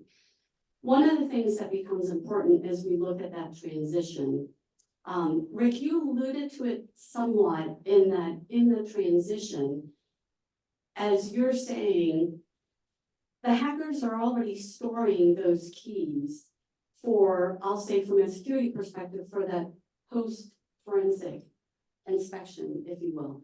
And in that transition is where we're going to have that dangerous gap, especially for those that are very critical in the PII community and in the financial community. So this is where it becomes very important to focus, to your point as well. For me, I don't think of the signatures as being the top priority that we need to address. It's really more about the key management and the key exchange mechanisms that we need to focus on and figure out good transitions. So this is just echoing what you guys said. But the other addition that I want to make is customers, to your point. I mean, my entry into the security world was securing Wi-Fi. So I don't know how many of you are familiar with web. I guarantee you there are still customers out there, people, deployments using web. That's the reality. This is the problem. That as we move forward in time, we are only as protected as our weakest link. That is going to be our problem. So when we look at the solutions that we construct and the arguments that we're having in the IETF of, do we use hybrid, PQ, which mechanisms, where do we focus on? It gets to those deployments and how do we serve the community to allow them to transition from that legacy to the new world. And when you look at the reality today, there are a lot of implementations. Today, we're shifting, I want to say most of the mechanisms that we use today are TLS-based, even with the QUIC, NH3, and all of those protocols. And our community is actually able to do this at all levels of the communication stack through hardware acceleration. And again, this is where I'm seeing we're not going to be able to flip a switch. we're gonna have a long lag time. Like I said, we still have customers, we've had Wi-Fi for 20 some odd years, and there's still people out there using web. They're still using the first Band-Aid that we put, TKIP, which we said, okay, we'll deploy TKIP and we'll rekey every 15 minutes. So John, to your point, do we really want to rekey at every packet? I don't know, right? So this gets into the analysis isn't just about which PQ mechanism we need to adopt, meaning from a cryptographic construct, it goes to the protocols as well as the overall system, and then taking the deployments into account and doing that analysis of how long is it really going to take the industry, and then at which point do we say 50% of the industry, is that enough? Do we think it will take 3 years, right? Those are the challenges that we're looking at.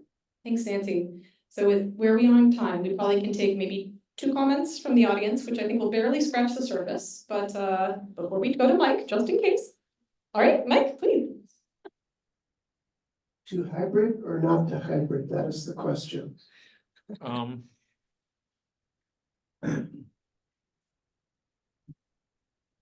As somebody who's building hardware security products, our biggest problem with hybrid is that NIST and other government organizations haven't approved hybrid chems or hybrid signatures. So were we to put those in product, we wouldn't be able to get them FIPS certified. And that is probably the biggest stumbling block. For signatures, it's an interesting question whether or not you actually need hybrid. So there is a way of looking at it where if you have enough algorithm agility, once you know that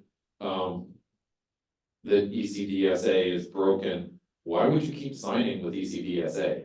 You know, if you can from day, one point in time to another, if you can, switch over your infrastructure because you've trained everyone to rotate their key, be capable of rotating their keys. And that was one of the things when we were designing OpenID Connect that we took a lesson from SAML. So SAML allows for key rotation.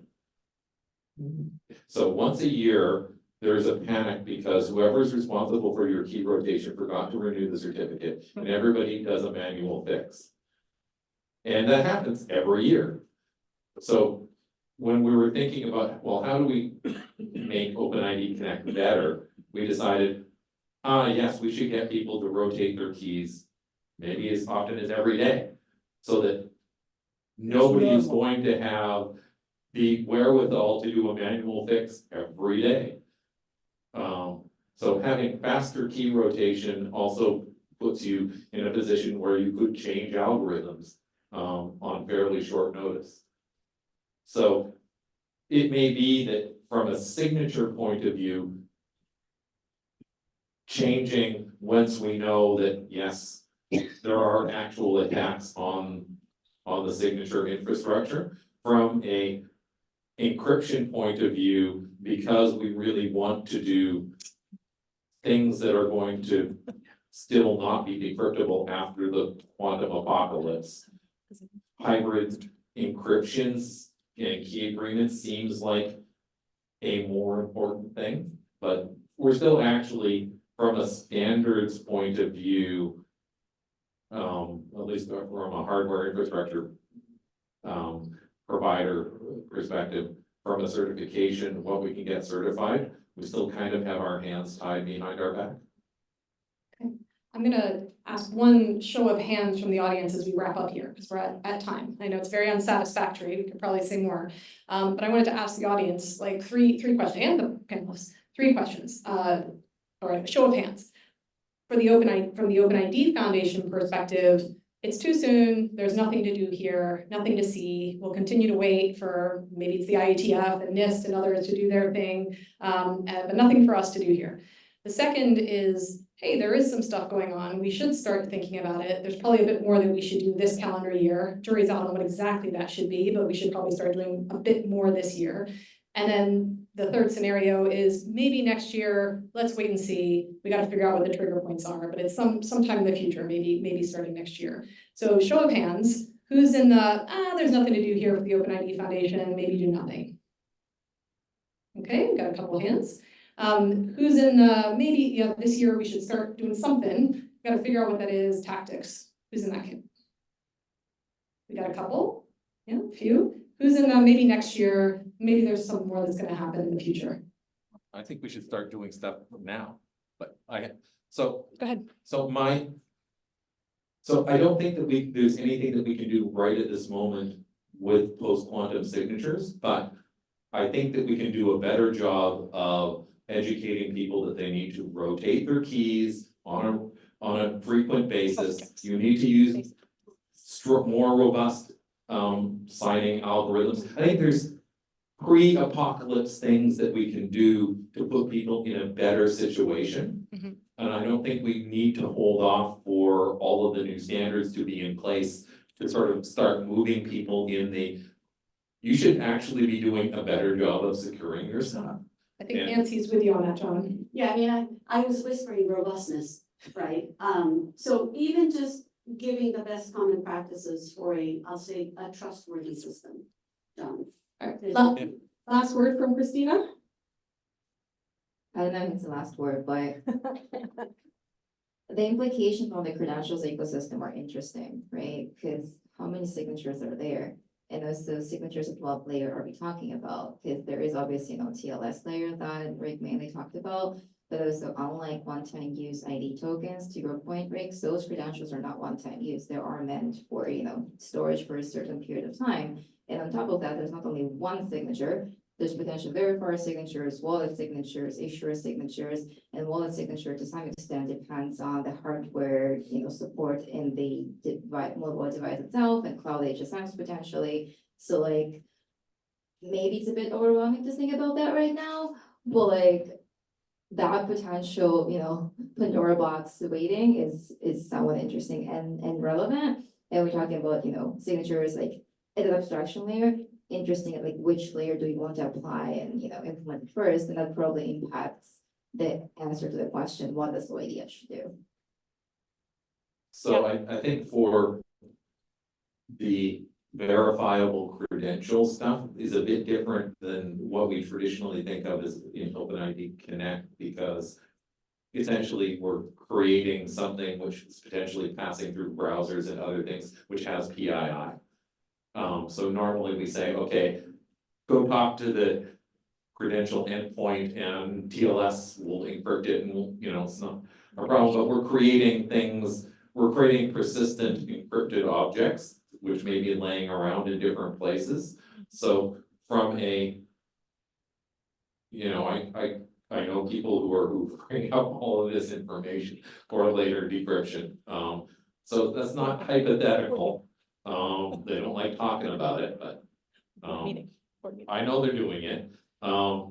So the encryption for the sort of wallet world is one of the places where some application of post-quantum may make actual post-quantum algorithms may make some sense. I think the rest of it, from the signature point of view, can be do it later. Can be postponed as long as we deal with all of the other security things to get people in a place to, nobody's going to do anything until everybody knows that it's broken. That's going to cause that's the typical the white, we don't know when the Y2K is going to happen. It's going to happen the day after everybody decides, oh no, it's not secure anymore. But we should put people in the best situation to do that. But I think the encryption of PII that we're passing probably needs to be a higher priority than the signatures. So I'm going to pause us there on this conversation. Please, let's continue this conversation outside of these walls, but I appreciate the rigorous debate to get us going, because I think it sounds like we've got more to work on. So thank you, Rick. Thank you, John. Thank you, Andrea, online. Thank you very much, Nancy. I know Nancy's going to stay here. We're going to pull up another couple of people to talk about the intersection of AI and identity, which is also at an early stage. So thank you again. Round of applause to our panelists. Thank you. And now I'm welcoming Nancy to stay seated. I have Gerent on the phone, who's remote with us today. I have Kayleigh Delamo-Prigent, who's a Netlify principal engineer and is co-chairing the Design Tokens community group. And also Mike Kaiser, that many of you know from SailPoint, and who's director of strategy and standards. So before, actually one qualification, I have to disclose, this would be unfair if I didn't, that this person's my other half. He's my husband. So he made the profound mistake. Yeah, he's right. Yeah. He made the profound mistake because we talk about, you know, work stuff, even though he's in a very different world. And he did a prompt, which I'm going to show you in a moment on the next slide, and you'll see why I sucked him into the panel today. But first, I wanted to show a video, which is very disturbing. So if anyone happens to have personal triggers with things having to do with, gosh, what are the terms? Self-harm or pedophilia or violence, feel free to step out or turn off for the next couple of minutes while we show this video. And I'll see if I can get it to come up automatically.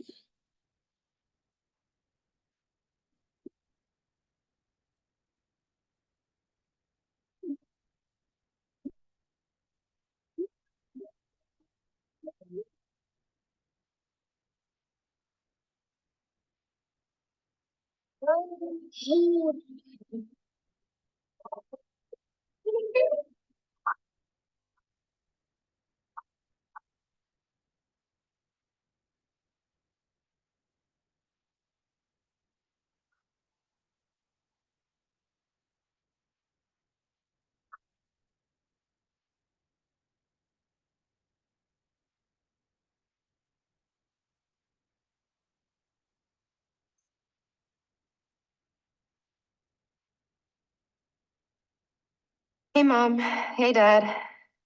It's me, Ella. Well, a digital version of me, just a bit older. Amazing what technology can do these days, isn't it? All you need are a couple of pictures, like the ones you share on social media, where they can be taken and used by everybody. I know for you, these pictures are just memories, but for others, they are data. And for me, maybe the beginning of a horrible future. A future where my identity can be stolen, like that, where I can go to prison for things that I would never do. Imagine my credit score being destroyed, Dad. Or my voice copied to scam you, Mom. I'm in trouble. I need you to send me money, please. I don't want to become a meme, humiliated by everyone at school. Kill yourself, you fucking loser.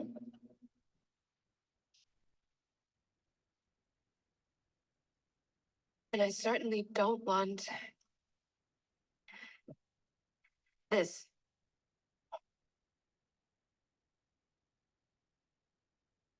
What you share online is like a digital footprint that will follow me around for the rest of my life. I'm telling you this because I know you love me and would never do anything to harm me. So please, Mom, please, Dad, protect my virtual privacy.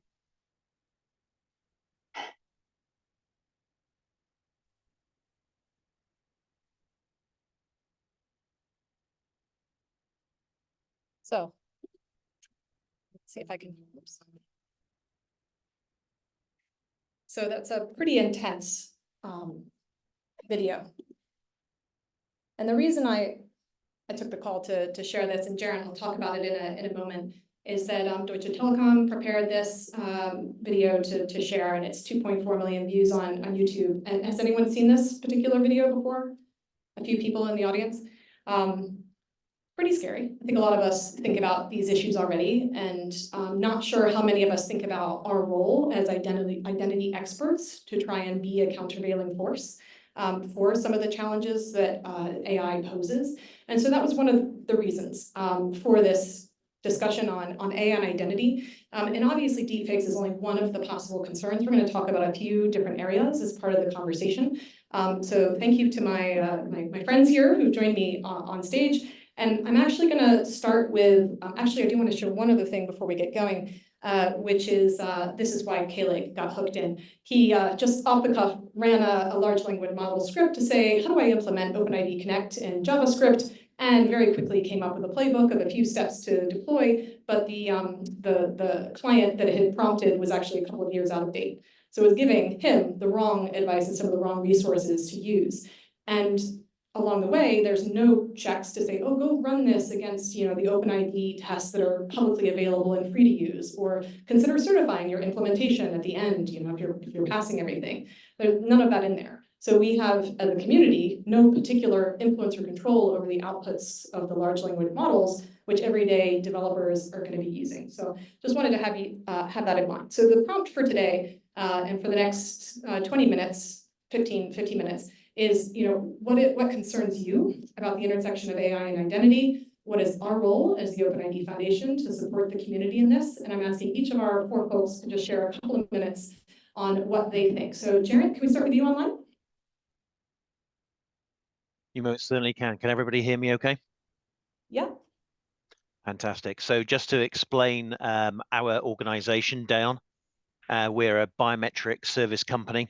We concentrate on it, helping people to onboard, helping people to get recognized, to get services, and then go on to actually be authenticated when they return to that service, whether that be across channel using face or voice primarily, but also connecting with other on-device and other biometric solutions as well. So what I bring to the party is kind of like a little bit of a reflection on how kind of AI has always really been present when it comes to our business. And I think what's probably changing is that it's been getting better and better, more accurate and more accurate. It's been a force for good, reducing bias, getting people their access to their service. And that's been a very positive thing. And now you've got a fundamental market dynamic shift with generative AI. New tools creating that synthetic data are evolving. It creates more and more accessible tooling, some of which we've just highlighted. These are improving every single day, and they put really what was previously specialist tooling in the hands of more and more users. And that creates a real moral question centered around impersonation. And you can go so far as to create new content, whether that be face or voice, and it looks like the real thing. You can ask a tool to create content for a 20-year-old American man, being able to specify the language, their message, and all being interactive. And that kind of creates a real challenge as generative AI makes that synthetic and deepfake content far more accessible and believable. Now, from our particular point of view, that creates a real intersection between the challenge of AI for good and AI for bad. The bad's obviously not constrained by privacy, ethics, compliance, any sort of regime at all. And it becomes freely available and it improves every single day. And at the same time, AI for good is trying to help build strong UX, create training data on which biases can be reduced, and also learning modules to identify and defend against the bad AI. So really the challenge for good AI at the moment is to navigate the tightrope of consumer fear, of privacy, to enable without kind of being perceived as negative. And obviously our business can often be described as quite negative and intrusive. And if we just touch on some, sorry, go on. That's right, last thought there? Okay, we can come back to you, Jared, if you have some parting thoughts, but thank you, as an expert working on the provision of those services, that you're in the middle of it, right? In the middle of the challenges with deepfakes, how to offer services to mitigate them as well. So Kaelig, who is wearing the hat of the everyday developer who's going to be pulling from large language models, this is a different angle on the challenge, right? Like what it means to have our specifications obviously generally available out there, consumed, repackaged, and presented to end developers. Kaelig, maybe you can share a few thoughts. Yeah, so we're Netlify, where we provide tools and infrastructure to help developers around the world to provide get a web presence easily. And what we're seeing is that the use of AI is pervasive. There's most of our developers internally and our customers now are using AI to, at the very least, autocomplete what they started typing. And when it comes to my case, it's more than 50% of my code at this point is generated by AI. Now, when I don't know a topic and I copy paste code from ChatGPT, that's scary. That is tools that I don't know what I'm doing with. And in the case of infrastructure, that can become a little bit problematic. And so as you build those bricks and you have those very complex specifications, people are going to try to find the path of least resistance. Developers are lazy. That's, I mean, I am. And the way things are going to happen is that we're going to see more and more crap being shipped to production. Not that human developers are perfect coders, but I think we're going to see more and more bad code coming out in production. If it's just a website with just a few JavaScript widgets here and there, that's fine. But if it's identity, that's a bit of a different problem. So in the case of ChatGPT, it does, towards the end of its answer, always refer to the specs. But when the specs is hundreds of pages, come on, like no one is going to actually do that.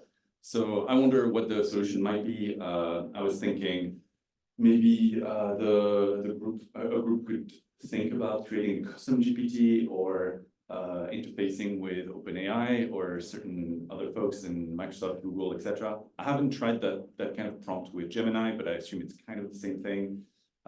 Anyway, there's probably ways to improve that, and I'm sure large companies that are providing these services also don't want to provide crap. And if I don't know if anyone had looked at the answer, but there's two big problems. One of them is actually a security problem. So if you want to talk more about this later, I don't have time to go too deep, but yeah. It wasn't even pointing to the right thing, right? Pointed to the wrong file. And so, yeah, there's research papers that have shown that this kind of text can lead to security holes. So it could be compromised by bad actors, right? Trying to infiltrate the answers of the large language model. Absolutely. And create it poorly. Thank you. Oh, sorry, we're not quite done. Forget YouTube. Let's see, who would like to jump in next? Nancy? I'll be short. I got the mic. Okay, so since I'm the security focused one, I will say we've been using predictive AI techniques for decades to be able to be effective in detecting the threats that are coming through, I'll just say, the digital world that we're living in. What I will say, and I think Gerard said it, is generative AI has changed the game in the world of AI. So I think we all know, even in the Google search, well, any kind of search, including business operations, AI is a way of life today. What has changed with the introduction of ChatGPT is that barrier to entry to leverage artificial intelligence has greatly lowered. And so while it has improved the world of how can we, be more effective in our research, how can we improve our coding or code faster, the same thing is happening in the dark world. So just as much as we're creating the tools, there are tools already out there where you can buy malware as a service, you can buy fraud bots, you can buy, and what I'm seeing, the threat, and I was discussing this with my husband, he goes, I think it's an existential threat. It's like, well, this is where there's the new science. So as much as we talk about machine learning and artificial intelligence, there's a new name for the adversarial machine learning. So there's a lot of research and startup companies building up to allow us to figure out the techniques in which we can detect. I think, not to politicize this, but I think some regulation will be needed. But again, how do you enforce it? And the enforcement really goes to how do we ensure that we can watermark anything that's AI generated? We can watermark, we can make that distinguisher. right? That's still a long ways away, but again, the hacktivists are out there trying to figure out how to foil this. On the generative AI, same thing, the GANs, so the generative adversarial language, is coming to the forefront. So where it does become very concerning from an identity perspective, much like you saw the visual cues, the same thing is happening with the biometrics. So when ChatGPT was introduced a couple of years ago now, you know, brand new field, lots of excitement, lots of innovation happening. I don't know how many of you are familiar with Hugging Face.io, yeah? So you can get open source models there. You don't need the compute power. You don't need the gazillion tokens that's offered now. I think they're getting into ChatGPT 5.0. But this is to say, when they started, they've introduced a couple of hundred models. So 2 years ago, when I looked at their page, they now offer over 600,000 models, specialized for speech, text, image. So that's on one pivot. They are working on refining the models in the directions to make the different workloads and tasks, if you will, much easier for you to leverage and use. So that's on one pivot. The second pivot is they're reducing and optimizing, reducing the size of the model to optimize its efficiency and needed storage and compute time. So this is making it that much easier, not just for us. Sorry, my world is security, so I always think about the dark side. So we're enabling the dark just as much as we're enabling the light. Third pivot is compute and Moore's law and the likes of NVIDIA, and TensorFlow is already open source, is the notion that even with the compute technology and the hardware, we're enabling and facilitating these autoencoders, these machine learning techniques to run even faster in your laptops, if you will, in your mobile devices. So where I'm going with this is just as much as AI helped us speed the time in which we were able to get effective vaccines for COVID, for example, right? So I don't know if you're aware with this, but there were some models used by MODRNA using NVIDIA to accelerate the production and the formulation, of the vaccines. This means that now for the bioengineering, you're using AI as well that the hackers can use for the metrics. So these are things that are concerning me, and I'm trying to figure out that balance of how can we better figure out the enforcement of using AI and generative AI explicitly, more responsibly, as well as knowing that there'll always be those that will say, okay, I'm just going to think out of the box, figure out how to break the rules, do my own thing. And so trying to figure out those technologies that allow us to detect those techniques as well.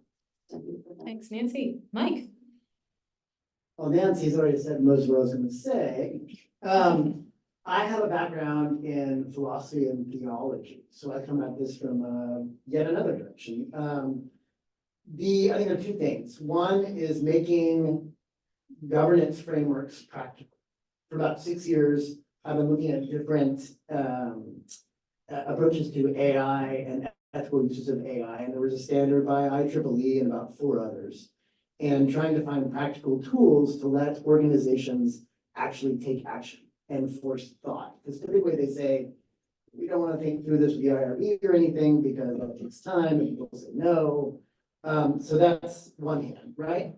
Making tools and open source things really easy. As mentioned before, Gen AI, LLMs kind of flip the script a little bit. Because how many of you know people that use ChatGPT to do everything, or LLM's equivalent, right? My sister-in-law is currently taking a UI course, and she's using it basically to do the course for her. So my point is that people are empowered, as Nancy said, to just do things because it's easier, right? Without thinking ethically through the consequences or anything else about that. Now, governments and regulation are catching up, right? They're like, oh, this is a real problem. The video kind of illustrated that, right? The latest version of this is the EU AI Act, right? Making its way through legislature. It calls for watermarking. It calls for not quite an SBOM for identity, but identifies high-risk usages, these types of things, bans it. Now, whether or not you can enforce that, you can prove it, is a slightly different thing. And as you kind of hinted at, the tech is kind of way behind. To do watermarking in a lot of these systems, you have to own the model itself that generates it in the first place, et cetera, which leads us to something else Nancy mentioned, which you were hitting all the hits, which is great. Once I was looking at the regulations and everything, I started moving into adversarial research.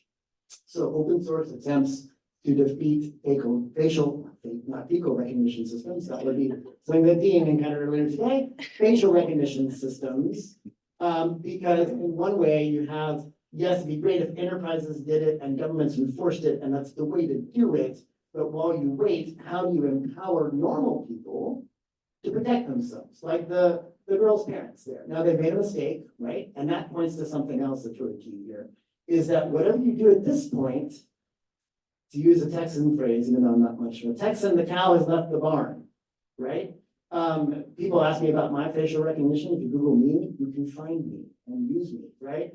That ship has sailed. So a lot of the approaches that I worked on over the last 4 to 5 years were facial recognition alterations in the flow of taking pictures and things. What that does is it addresses stalking use cases and these other things, right? It's one thing to identify someone or to create disinformation. It's another thing to be able to track them and know where they are at all times. So there's a couple of different aspects there that are important, basically giving people ways to participate in the process itself. So I'm gonna stop there. Thank you. Incredibly thoughtful. So please. One last thing. Yep. Pro tip, if you want to protect your identity and your face is already out there, your face is already out there, put yourself in open source photography.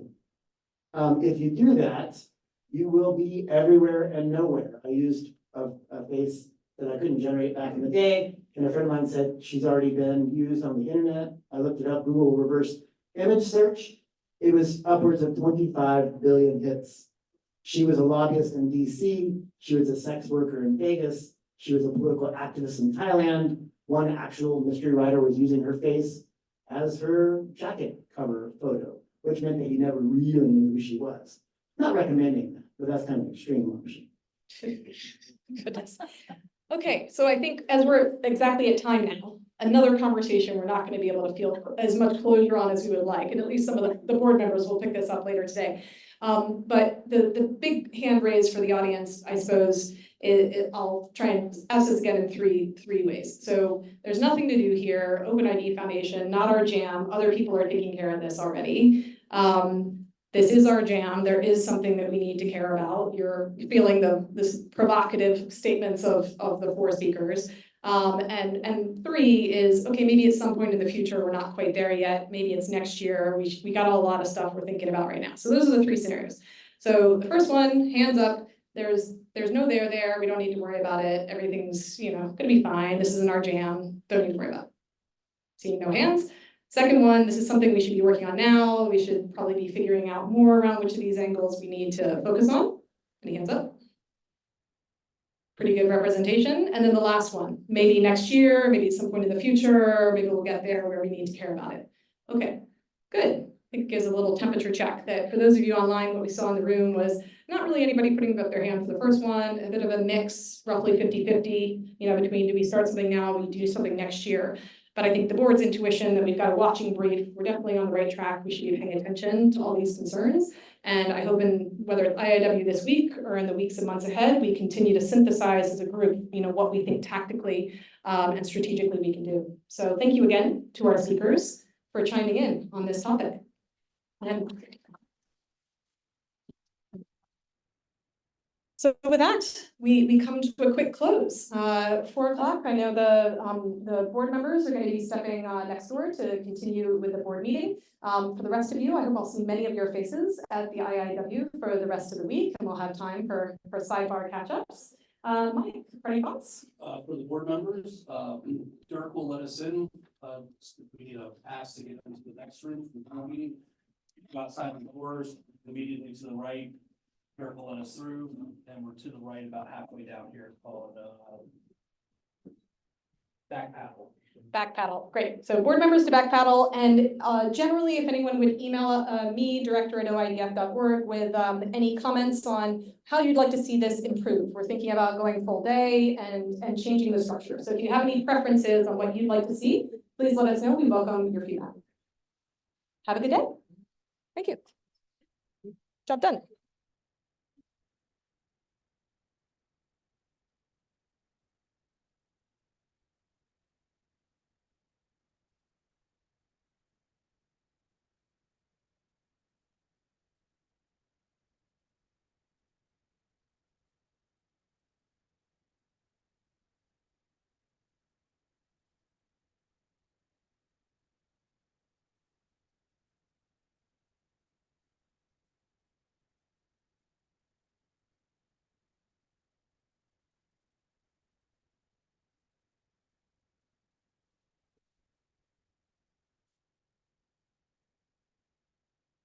Yeah, I don't.